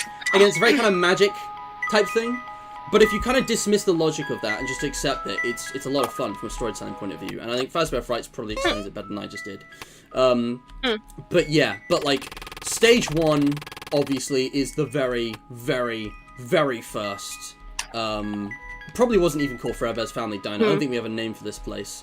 Like, it could have been like Freddy Cakes Pizzeria or something, you know, like, it's Cake Bear. And these are obviously the OG, you know, Freddy and Bonnie, the bear and the bunny. And the interesting thing that's unique to this minigame, I can't remember, there's a route. You have to, I think it might be the next one, or it's like on the left here, but I'm going to try and remember the route.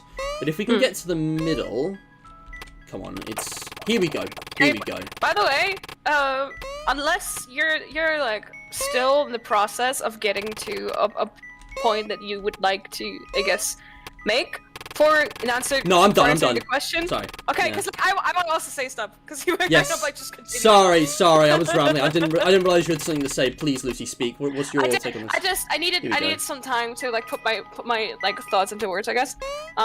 So what I think personally, because I've mentioned before that I think the mini games in these games are actually, like, I guess the coding inside of the animatronics, which is affected by the souls possessing them, and thus like a combination of the coding and the memories. And I think the reason you have to do all of those like in-night things. God, wait, fuck, my brain is so. Oh god, hold on. So, I think that all of these animatronics that are helping the kids in these mini games in FNAF 3, it's actually all the puppet. Yeah. Oh, okay. Like, you and by doing those little mini game things, you're granting the puppet access points to the kid's memories, and because it has to be part of those memories, it takes on the form of whatever animatronic they remember in that moment. Okay. Yeah. And so that's why that's why it's different. I don't think it's significant necessarily what exact characters they are, except for stage 1, because I still think that the bear and the bunny are like kind of like stand-in symbolic for Henry and William. Oh, as absolutely. co-owners. Yes. And if the puppet is Charlie, then obviously she would have the most connection with the bear. Hence why she's the bear in this one. Oh, that's and I think the last one with Shadow Bonnie, I think that's actually William. Yeah. Like, you have great seeing, yeah, because seeing what the puppet has tried to do, and maybe a part of him regrets as well. But also, I also still think that the last child, that gets like the happiest day, I guess. The last child, again, I still think the fucking Golden Freddy child is his own kid, is the crying child. A lot of people will disagree with me on this, but I think it makes the most sense, and it would make sense here too, because I guess the whole last key to the happiest day is Shadow Bonnie, and I think, like, William doing this last thing for his dead child would be a nice symbolic way to close that for the good ending. Honestly, that's better. That's better than, because the series is very inconsistent with Golden Freddy. There's like 2 children who could be Golden Freddy, but like we keep seeing 5 and not 6. It just doesn't add up. Yeah, exactly. And I personally, I just really don't vibe with this whole like the one you shouldn't have killed thing. When it's like a random ass child, like why would this one be special if it's not got the direct tie to him, you know? Yeah. Even if it is the FNAF 4 child, it's I think Golden Freddy was handled a bit of a mess, and UCN sort of tidies things up and ties up the loose ends for everything. But yeah, I get why people don't like that. I'm kind of into it, but yeah, I think the way it was done could have been better executed. Yeah, I personally really think that Golden Freddy is the crying child. Yeah. If other people disagree, that's cool. I personally just think it makes narrative sense, it makes symbolic sense, it makes sense why it specifically has such a connection to Michael, and why Michael keeps seeing him. It's me. Yeah, remember I remember people getting so heated about this debate. It was so dumb. Yeah. Yeah. It's annoying though, because it's a problem with the story. Remember that one guy I debated with on Ambience's server who got so fucking pissed about my approach to the theories, like of not including every single bit of evidence. Oh my just because God. like my approach to theories is like I want something that narratively makes sense.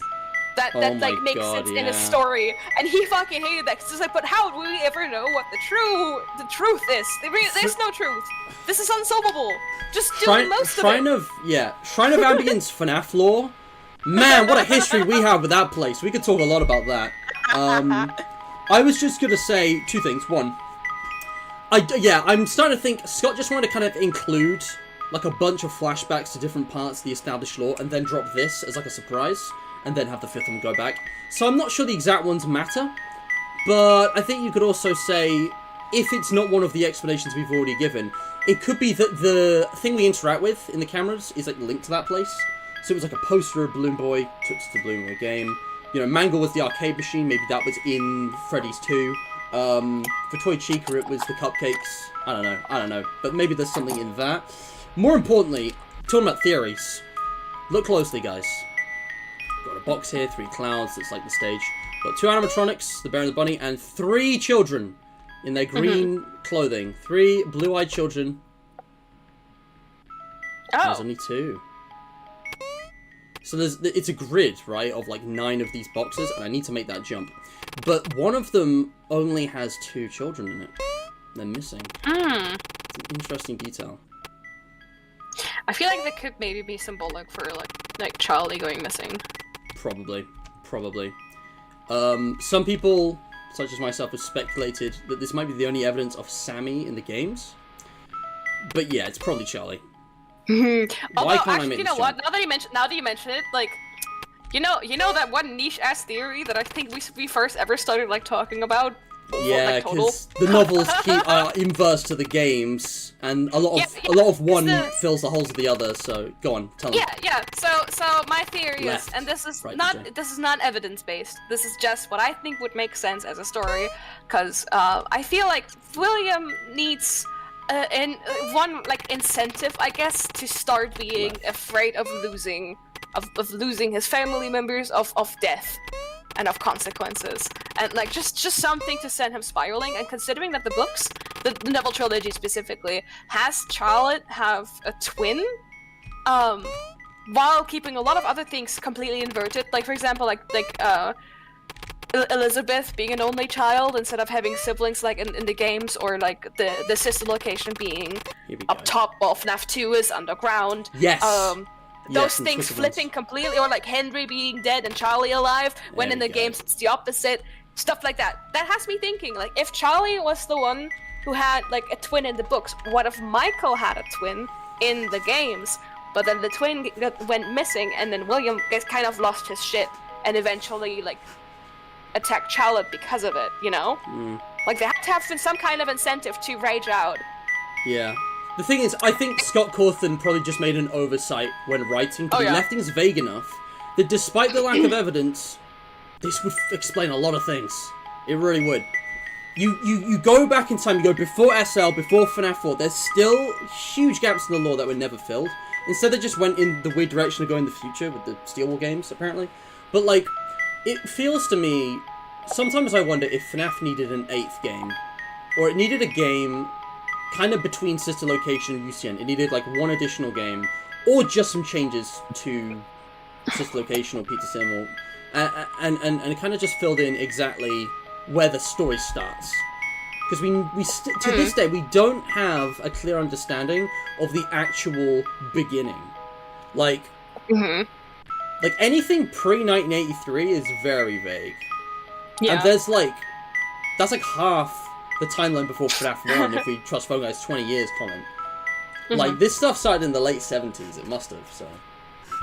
If you think about the character ages, yeah, I don't know. But we could talk a lot about that. Anyway, I'm gonna move on, because I'm waffling, but you're yapping. I am the yapper, guys. We're almost there, though. Good ending. We're on track to get that good ending. Gonna get my 3 stars back. I gotta earn my 3 stars for Five Nights at Freddy's 3 today. Night 4. Alright. In fact, I'm just gonna check on Happiest Stay again. But yeah, honestly, hilariously, before I had that specific twin theory, I always just kind of called whatever made William flip his shit, I called that Event X in my brain. Because that had been something. Like, nobody just flips a shit for no reason like that. Here we are. So yeah, it's Chica for Chica's Party World, and it's Foxy, because they're in order. It's Foxy for the one we just did with Stage 1. I don't think there's a meaningful correlation. It is Bonnie. It is like Jeremy, if we believe that theory, you know, in the Shadow Bonnie minigame, but I like your interpretation better, Lucy. Only it's the detail that matters, you know, like. Yeah, I mean, again, like, ultimately, my approach to this has always been what makes sense as a story, what's satisfying as a story, not necessarily what's the intended way, you know? Because the 5th one, who is Golden Freddy, is already there from the start. They're there that entire game. On the right. But, like, is that the 5th MCI victim, or is that the one, the bite victim from 83? Again, that's just, like, an actual, like, contradiction that was never properly resolved. Scott Golden says apparently there is, like, only one retcon, but it's like, even if that is it, like, there's holes. Hello. But it's been so many years now, guys. Like, I used to debate this stuff enthusiastically, but even Fright's old. It doesn't matter anymore. It really doesn't. Like, if I ever go back to FNAF theory crafting, it's gonna be writing a fanfiction. It's gonna be pure headcanon and my own embellishment. It's not gonna be trying to solve it, because that time has long since passed. You know. Because everything I think is contradicted by newer evidence that everybody takes as gospel, despite the fact it just doesn't make sense. I remember I went onto Reddit one time, and someone was asking for niche on popular theories, and I was like, what the hell? And I posted like 12 theories, and I got my first reply within 5 minutes was just me, some guy just telling me why everything I said was wrong, based on outdated information, misinformed, and I was just like, well, Fuck me for trying, am I right? Lucy, fuck me if I'm wrong, but security breach is canon. Did bro vent? Ah, bro went to the sussy vent I closed. I hear you tip-tapping.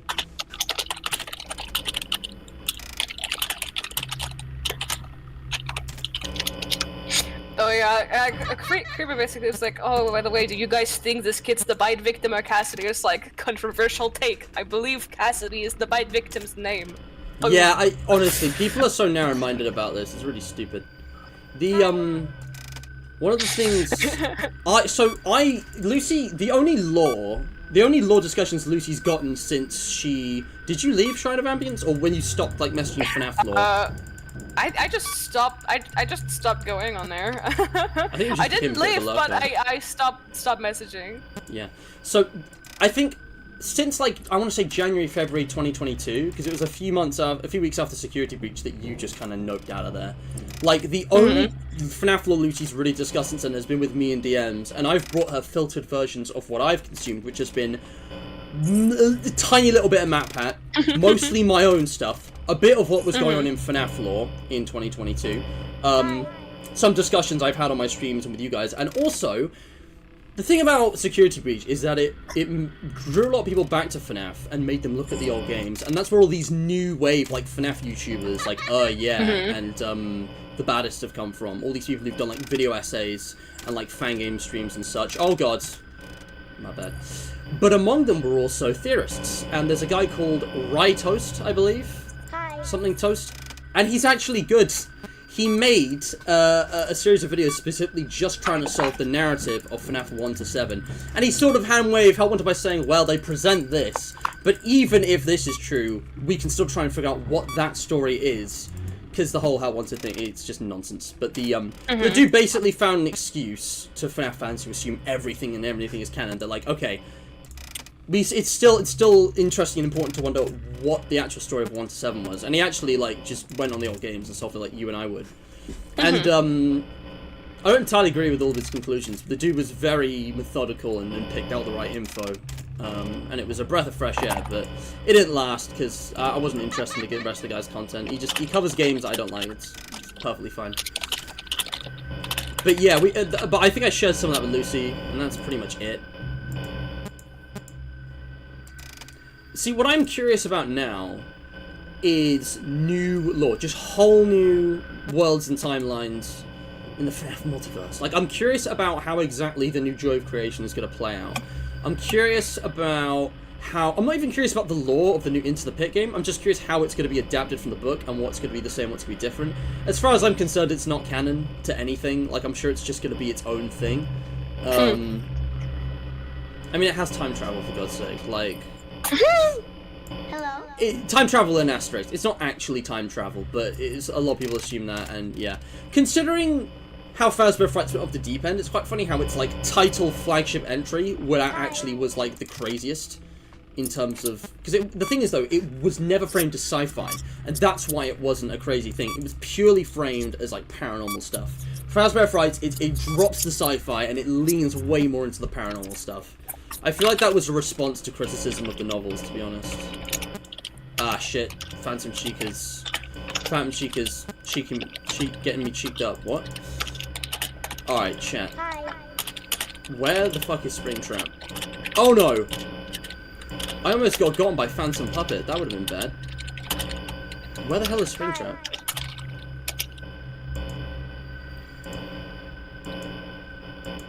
Oh my god, dude. Where is Springtrap? I can't find him. I completely lost bro. Hello. Oh, this is bad. Okay, well, here we go. This is bad.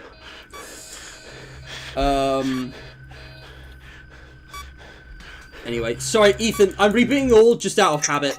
I really shouldn't when I only have one system error. It's just a habit. It's just reflex.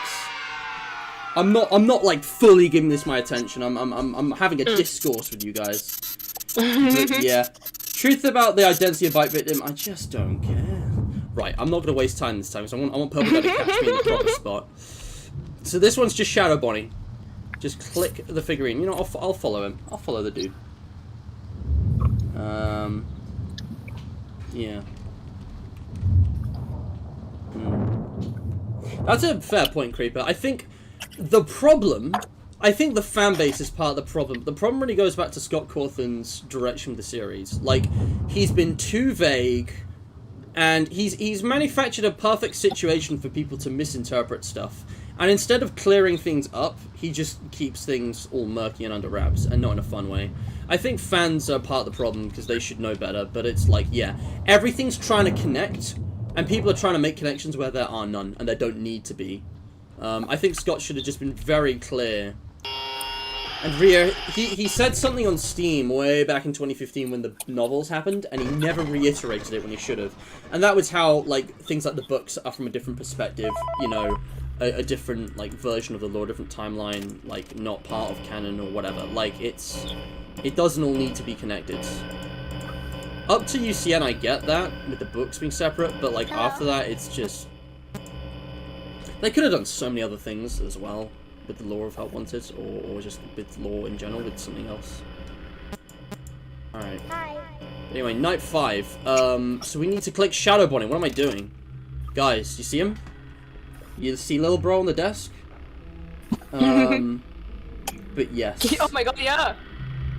Also, yeah, creepy, yeah. Honestly, like, I'm happy for people to rationalize this however they want. Have, like, a diverging timeline, where it's, like, the different FNAF 3 ending dictates whether you get Pizza Sim or... Like, I've seen that. It still doesn't make sense or have any kind of correlation, but I don't care. As long as you can rationalize it, because...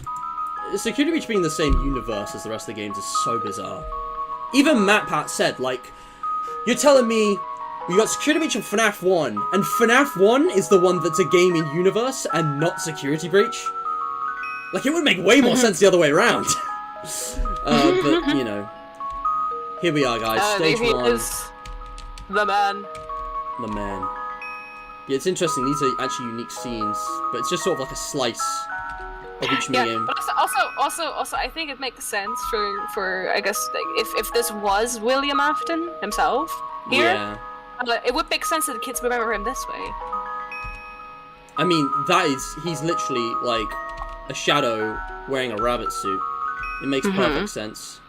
Because FNAF depicts purple as being in shadows, and, you know, you've obviously got, you know, the rabbit. It's like that's how he would have looked. The thing is, Lucy... I think I accidentally hit an exit. Oopsie. I think I accidentally hit an exit, because that's not how that's supposed to end. I wasn't trying to go for the end yet. Let me try that again. I remember that you had this whole theory that this was him trying to redeem himself and seek forgiveness. But unfortunately, that doesn't track with Pizza Sim, which I think did his character dirty. I love Pizza Sim, but it's not perfect. Like, the issues don't irk me, but man, they could have done more with his character than what we got. Yeah, I personally feel like at that point, he's maybe acting more out of despair that he's still there, still existing, still tormented. Yeah. More than anything. It could simply be that he gets rejected by the spirits after this. Because why would they forgive him just for this?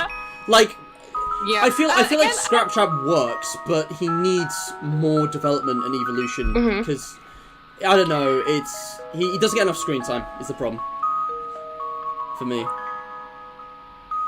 Yeah, I mean, personally, I don't even think he necessarily seeks forgiveness from the other kids. Maybe that's his downfall here. He maybe just seeks forgiveness. I mean, for he never that one does. He never does. And yeah, maybe it is just the one rather than all. Also, yeah, Creeper, 2 sentences on Reddit in 2021 would have fixed a lot, honestly. You think of how much he's come back to posting on Reddit. Scott Cawthon quietly started posting on Reddit again after, in the lead up to the movie, as if nothing had happened. Okay. But yeah, S is what teleports you. Everything's adjacent. The evolution in question. Yeah, I know.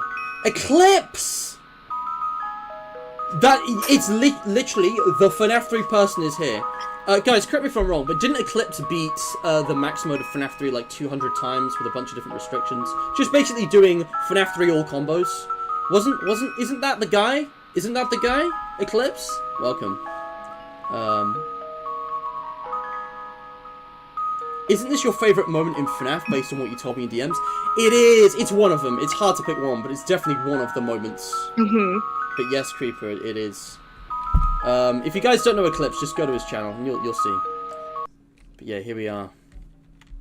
Okay, screenshot, man. That's peak. Alright, we just got to play night 5 and then we've done this. We're done. I mean, I'm not going to be NAO, but I'll throw an attempt for the hell of it. Maybe one day I'll get that 4th star, but I don't care. You know what? Random thought, just casually, this never occurred to me before. Maybe, because like, you know how I said I think like the other animatronics and the other mini games are all the puppet? Yeah. What if this is the puppet forcing William's hand, and that's why it's glitching when you move? Oh, that's such a cool idea! The fact we're still coming up with new ideas and headcanons, almost 10 years on. That's how good this game is. That's how good this series. God damn! God damn! See, it's the thing, Lucy. We care about these characters, and that's because they were made in a way that does make a difference, doesn't it? When you like genuinely care about the character. I really genuinely care about William as a character because I think there's a lot of like narrative potential here to pick apart and kind of like portray the downfall of a man that's like too cowardly to face death and tries to avoid it however possible. If he has to walk across corpses, like it's just such an interesting story concept, and I love exploring the like psychology in that. Yes. In fiction. This is the thing. William Afton was like a blank slate for such a long time, and there were like different versions of his character that were always missed. Like his portrayal has always been kind of meh and and inconsistent, but also it left so much room for interpretation. Oh, get out of here. I don't think he's actually in the trilogy, by the way. I fucking despise him in the novel trilogy. It was an inconsistent mess, and he made no fucking sense in any point in time. Yeah. I think the closest he came to like being an interesting character was when, with the journals that he wrote. Yes, it's like one line. And then later in the last book, when he explained that he wants to like avoid death, and that's why he's doing the things he's doing. That's like I think the closest we got to have him being a compelling and cool character. Everything else, from him attacking the fucking like the fucking security guard and killing him, to kidnapping the chief of police's son, just to brag at him how much he knows about spring locks. Like, it made no sense. And I understand it ultimately technically wasn't him, but it was still, why? I'm rebooting all because I want to reset vents, guys, because the vents are going to go off soon. That might be a mistake, but yeah. But yeah, no, the thing is, so the books were framed as a separate timeline. So up until, like, with the early games, like FNAF 3, it really felt like there was a lot of room for interpretation of this character, and it was so interesting to imagine the layers. Oh yeah. But then what we actually got in every, like, appearance he's made in canon has just been ass. Hello. It's such a disappointment. Because it's like, the book version was terrible and inconsistent with moments of greatness. I really like how Fourth Closet Afton parallels Peter Sim Afton, and I think there's potential there, but it doesn't quite land either time. You know, in Silver Eyes, he's all over the place. In Twisted Ones, they fucking ruined Spring Trap. I'll tell him. What Relax. Don't remember to play Happiest Day. It's night 5. Oh yeah, that's a good point. Man, you sly dog got me rambling. No. That was thank you for yelling at me, guys. No, that's the right thing. I forgot that I needed to do that now. I lost count of the nights, bro. Good catch. Oh my goodness. Imagine if I forgot all that. You sly dog, you got me monologuing. Sorry, this is what happens when we get wrapped up back in the FNAF lore, guys. That's crazy. No, thank you for that, guys. I definitely missed that until you all started going for it. Really appreciate it. But yeah, look, my point is this. Like I think the potential of this character was never realized, which is a shame. Because there are lots of elements and ideas in the books in Sister Location that were really interesting, but never quite landed. And then, I mean, we've got Glitch Trap and Burn Trap, and they exist. And then we got the movie, and I think movie Afton might be the best one because it's friggin' Matthew Lillard's. But it's still kind of terrible. The standard's not high. Like, Matthew Lillard's a great actor, but oof, the script. Oof. Like, he did his best with what was a piss poor script in that third act, I think. And if you watch the film, you understand. But Lucy, like, movie Afton is basically Silver Eyes Afton.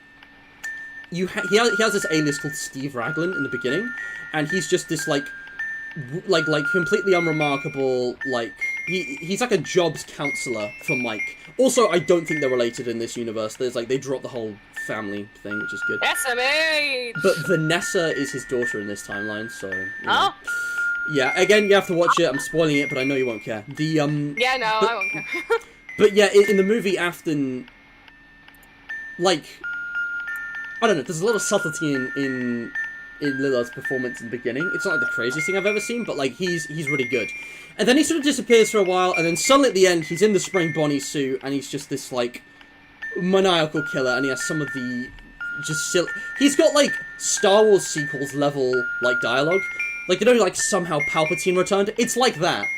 It's like, what the fuck is the line that got memed? It's like, first I kill your brother, now I kill you. Symmetry, my friend. That's a real line he says in the film. No. That's a real line. I'm an agony. And it's like, that's he's... so bad. When the animatronics surround him and he gets spring locked, which is also done really poorly and doesn't match the games at all, like, he has this whole speech, but I can't remember the original. I can only remember the brain rot version, where he's like, I made you Skibbity! I got you Gets! You're Ohio! It's like, I can't remember how it actually goes. But then he says, I always come back, as he's dying, and puts on the mask. Like, he just accepts that. It's really strange, and it's very awkwardly directed. That's so antithetical to what? Yeah. No. And then the point is that he doesn't want to die. Yeah, there's an end cutscene which teases him coming back as Springtrap in FNaF 2, the movie, because it's like a mirror of the FNaF 3 trailer where he's like twitching in the corner, but it looks really crap, and they rushed his whole character arc just to get Springtrap for the sequel.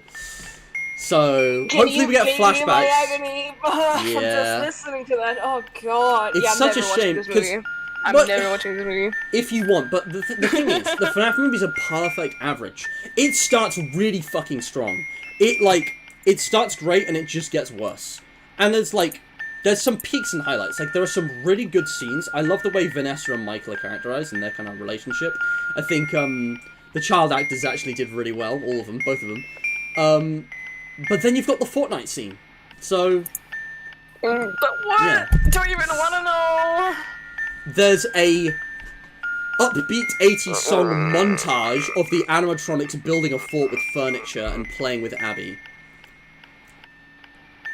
But It's real. Yeah. Yeah, never watching that movie ever. Yeah, it's...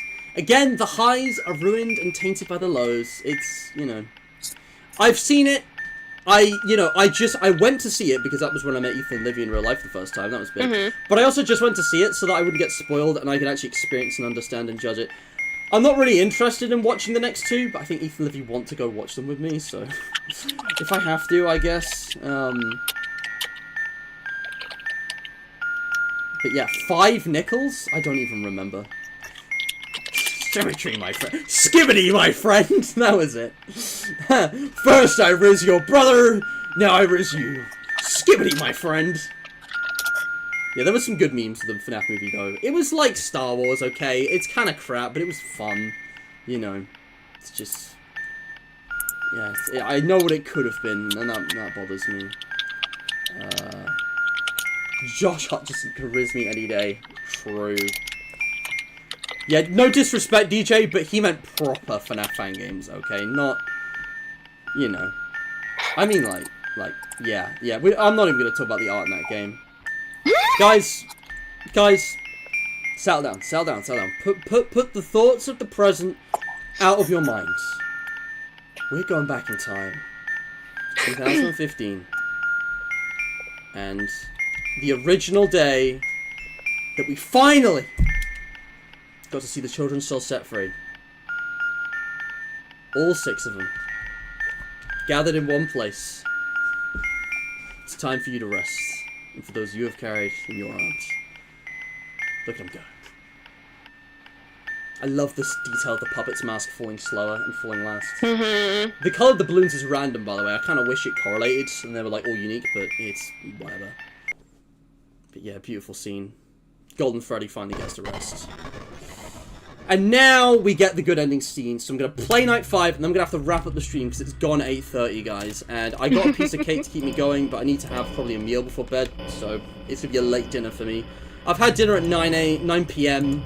a few times before. It's late, but I can live with it. But yeah. Yeah, of course, Creeper, of course. Okay, bro went the opposite way. Thanks, man. Nuh-uh, I'm kidnapping you too. Man, I'm being kidnapped and forced to watch FNAF 2, the movie, guys. I've been saying for months, it will be worse. It is not going to be better. Scott Cawthon took years to write the script for the first one, and my goodness. The script was like the only problem I had with it. I think Blumhouse did phenomenal. Tim Henson's Creature Shop, whatever it's called, the animatronic makers. Oh my god, fantastic. The second movie is going to be fan service slop. Calling it now. I hope to be proven wrong. I hope to be proven wrong. But I'm calling it now. It will be fan servicey, like, two-dimensional, checking boxes for references rather than actually having a coherent plot. There's gonna be, like, sister location sci-fi bullshit. It's gonna be just like the novels. It will have moments of greatness. Doing the figures pointing. I like the sci-fi bullshit Insecurity Breach. Insecurity Breach?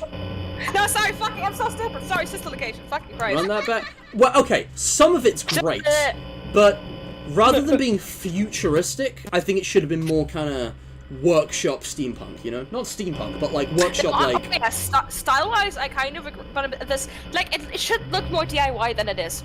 Yes, it should look like one man's workshop from the 1980s with, like, you know, conventional, contemporary technology. It should not be this huge, futuristic chrome bunker.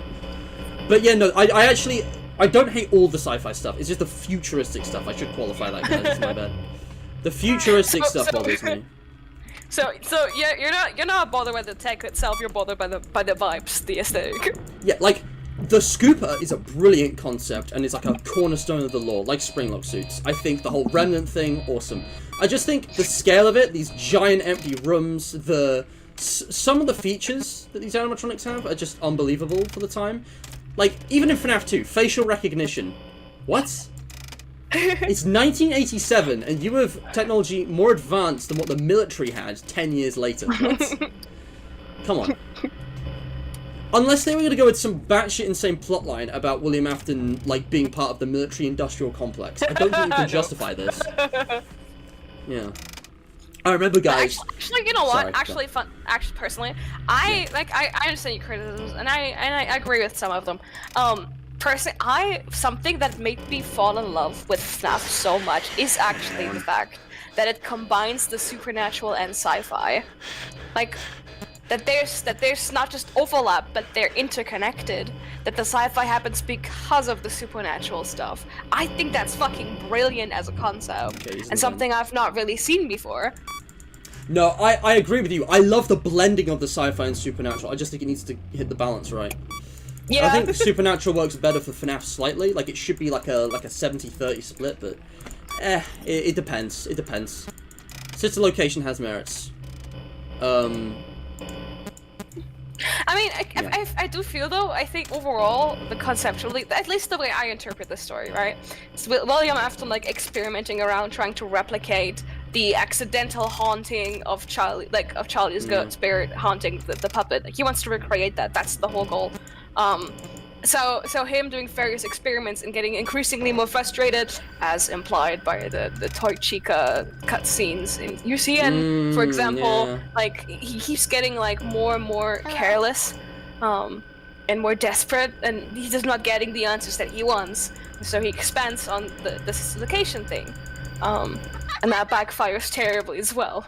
Like, I just love this idea of this man, like, trying to replicate what's essentially kind of like a supernatural miracle, but forcing it artificially. And he's not a scientist. He has no fucking idea what he's doing. He's kind of just eyeballing it. the entire way. No, I do agree with you, because that's the character dynamics. I'm just talking about like the technology and like what is possible realistically in the 80s. Because I want FNAF to be grounded, is what I'm saying. I like my FNAF grounded and gritty, and like I can imagine this having a crossover with Breaking Bad or something. You know, like I want to, you know. There's a few parallels between the two as well that people point out. I think. I don't know. I don't think Walter White when you're after that I like, but. I've still never seen Breaking Bad. Like I've seen the memes, but I've never watched it. I'd strongly recommend it, but in your own time. It's a long show. Man, you're nearly done. Yeah, here we go. 5 a.m. boys. Do you know what? No. Who's seen that Markiplier edit where he's just being like Sigma, like, what if I want you? What if I want you to kill me? What if I want you to try?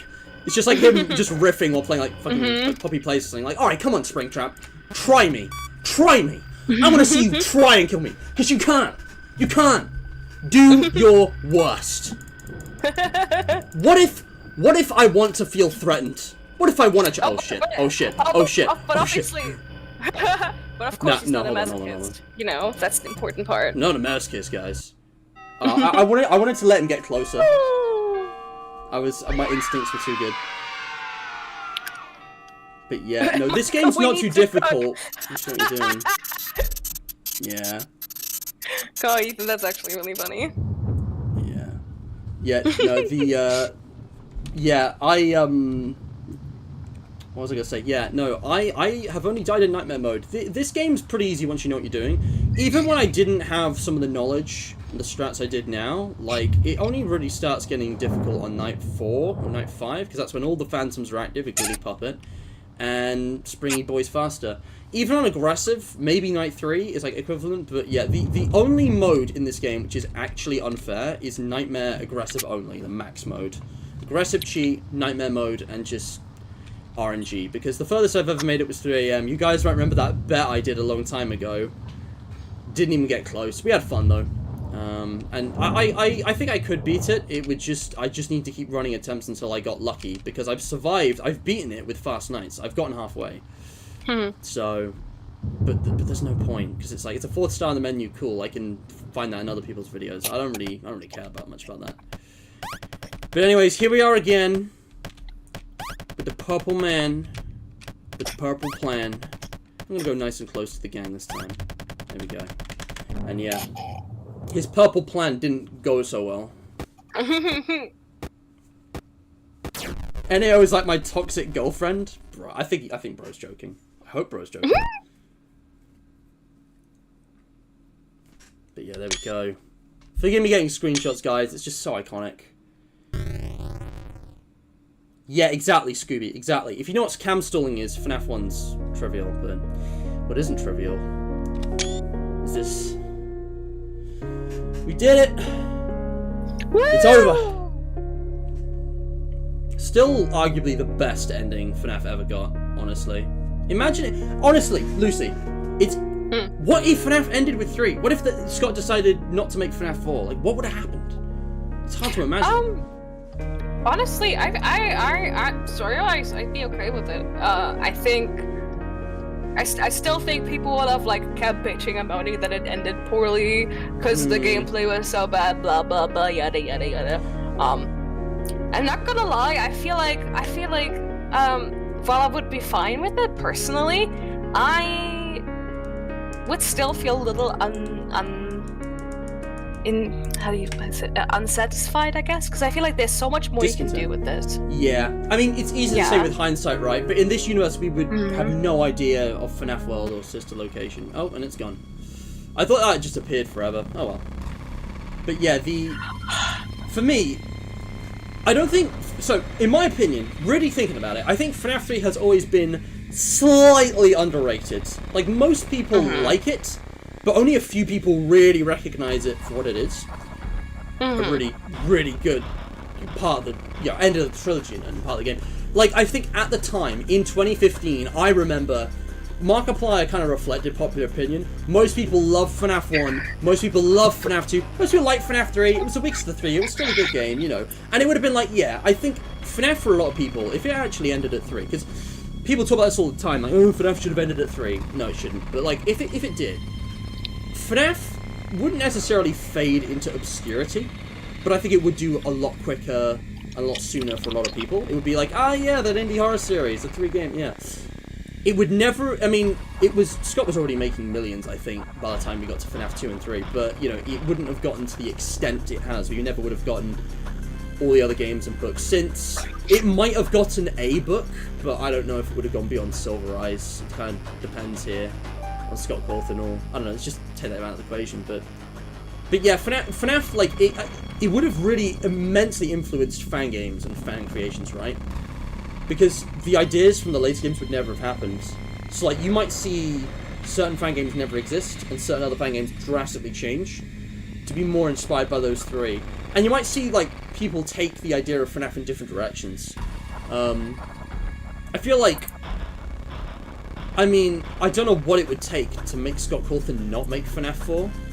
But if he decided to actually end the series there and was confident about it, I think he would have come back to FNAF a long time later. I think it would have been one of those things where actually, even though he'd let it rest for ages, he probably would have made a Five Nights at Freddy's 4 or a FNAF 1 remake, like, for the 5th anniversary or something. Because even with just the first 3 games, it made such a huge splash on YouTube, on social media, with the younger audience. I think Bendy the Meat Machine would have still happened the way it did. You remember, the first FNAF fan art ever made was by the Meatly. Beat the pornography by like 30 minutes, so, you know, say what you will about the Meatly, but he saved us from a legacy of despair there. And yeah, it's hard to imagine, but like, the lore would never have gotten quite as expansive. I think there would have been a lot more focus on just those characters. It's weird. I don't know. It's hard to imagine, but it doesn't matter. I don't think FNAF should have ended at 3, but I think Scott should have maybe taken more time with FNAF 4. Definitely. He moved the release date early twice, way too early. He should have released it in August and Halloween in October, like on the 31st, or in September. Released the full game in September. Like, it should have been an autumn game, so that he could cook the lore better, or maybe just kind of figure things out earlier on, in regards to kind of the connectivity. But that's the thing, the whole franchise FNAF was improv. It started with one man in a dream at the tail end of a decades-long dead-end career in game design, and he managed to become a multi-millionaire legend because he took a risk, took a chance. And like, it's everything that's spilled out since has obviously not been intended. It's how the way it is. It's got out of control, and, you know, that's how it is, and that's okay. But yeah, I mean, I don't know, there's nothing quite like the OG 3 games. FNAF was brilliant in its own way, but there's nothing quite like the OG 3 games. Anyway, QOTD winner. It's time to pick the QOTD winner, guys. I'm gonna wrap up the stream soon. Charity shout out to the Trussell Trust. It's been on screen the whole time, but I always shout out charities in my streams. I know maybe the impact of the message is weakened by the fact I do this like virtually every single stream. Maybe I'm gonna change that, but I want to shout out good causes, especially now for people in my country, because the Trussell Trust is a UK-based food bank. They provide food to people who just can't afford food. It's pretty serious. If you donate, that goes towards a great cause, especially now at a bit of a turning point for our country. Like, hopefully, within the next 4 or 5 years, you know, the new Labour government is going to reduce the amount of work these guys have to do and actually, you know, lift a few people out of poverty, but that is yet to be seen. In any case, definitely, you know, look out for each other and check that out. Everything else is linked below, of course. The Discord server is there. The game is there. Today's QOTD winner, though, the person who gave the best answer to which FNAF 3 minigame is your favourite and why. Just looking at the repost here, we got DJs. We got True Players. We got Livy's, I don't think I've read this yet. Mango's Quest because balloon staircase, awesome starry background, and a huge freaking cake. Overall, just a calm looking environment given the circumstances. Just don't worry about the giant crying shadow puppet in the corner. Very calm. With a red background. But yeah. I'm going to be honest, guys. This is a really tough choice because loads of people gave QOTDs. Scooby said Fredbear's as well.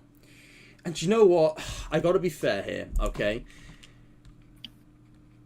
Every answer's been really good, but I want to give just one shout out. So I'm going to give it to Scooby for giving me a unique answer, because I don't think anyone else said Fredbear's. Creeper did say Stage 1.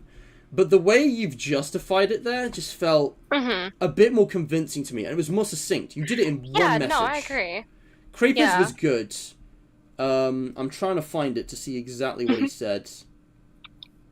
But I think I'm going to give Scooby this one. And Scooby's definitely not won that many QOTDs either. Not that factors in.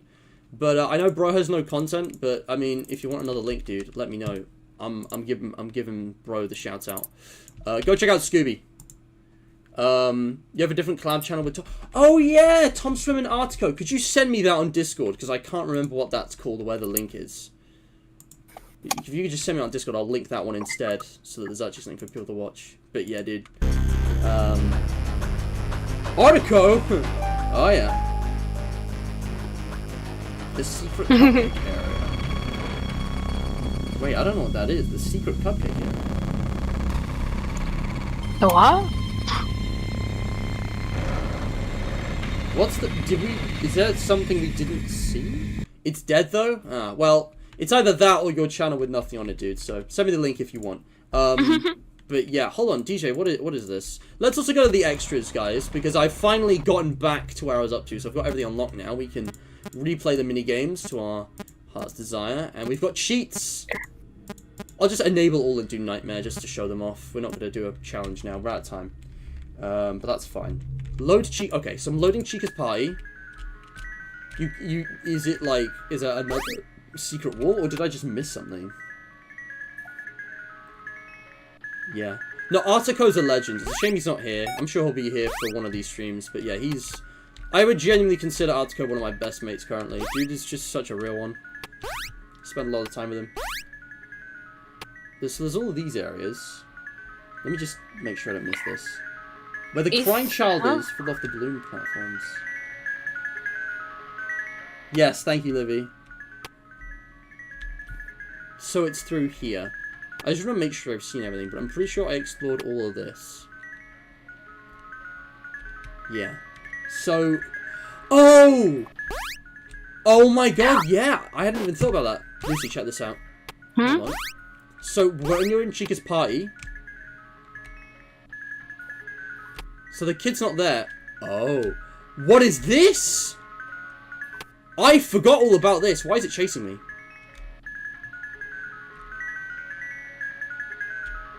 I mean, Chica and the cupcake's kind of a I duo. have seen this before.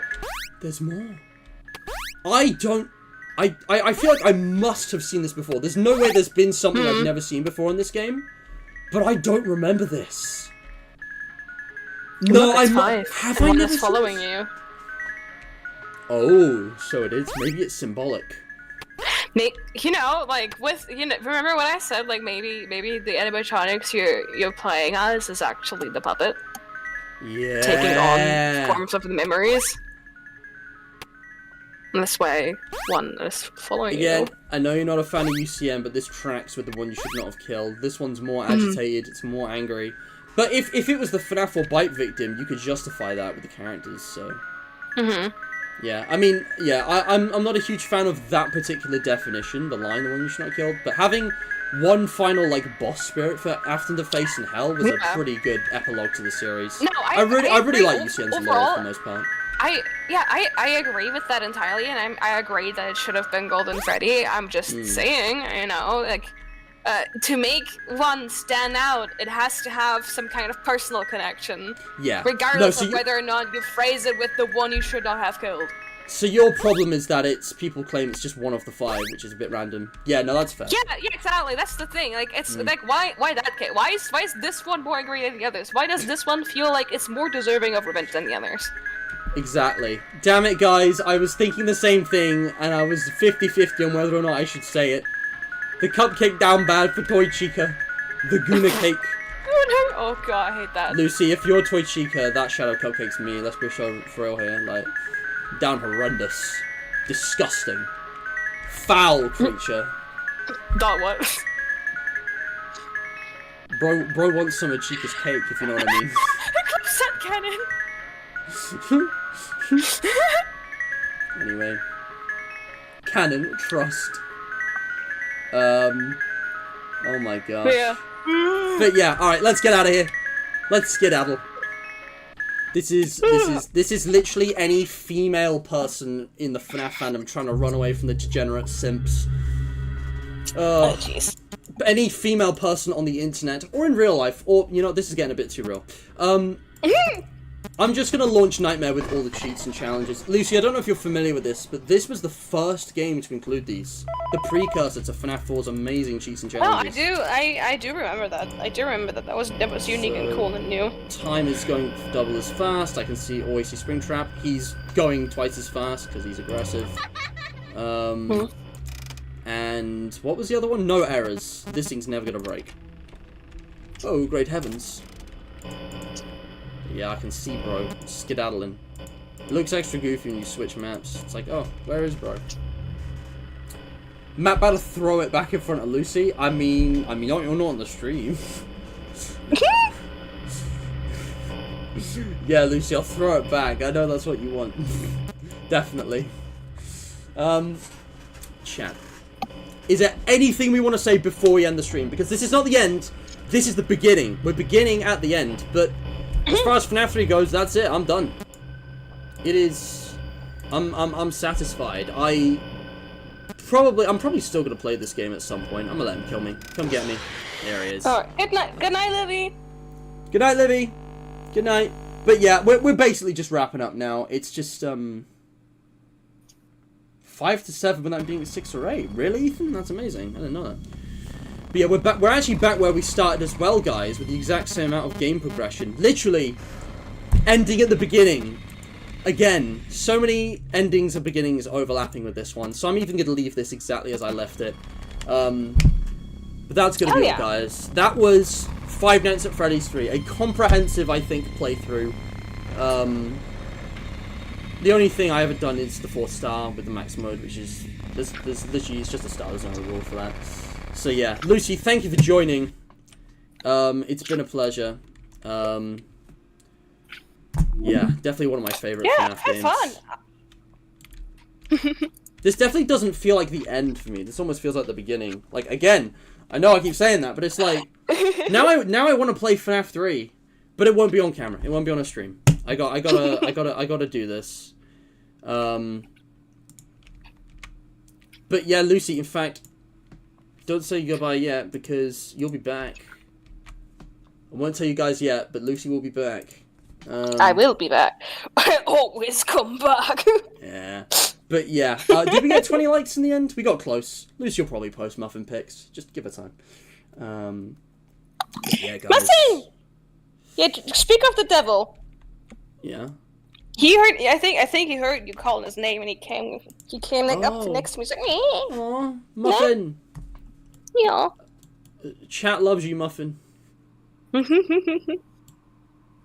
He was summoned.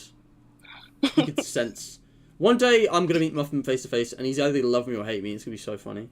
I mean, I'm pretty sure. Like, at first he's gonna hide. Maybe like when you sleep over, he's gonna like warm up to you by morning. Yeah. I mean, cats. I have a rough idea of how to behave around cats, and it's like with children. Like, they'll warm up to you. Yeah. Yeah. Alright, guys. I'm gonna stop wasting time waffling. I'm just worrying I've forgotten something, but no. I'm done. Yeah. Just to reiterate, I'm gonna make a playlist. FNaFathon. Most of my streams this month will be FNAF. There's a lot of it. Keep an eye out. There will be announcements. I'm gonna go now. Thank you so much for watching, and stay hydrated. Okay. Bye.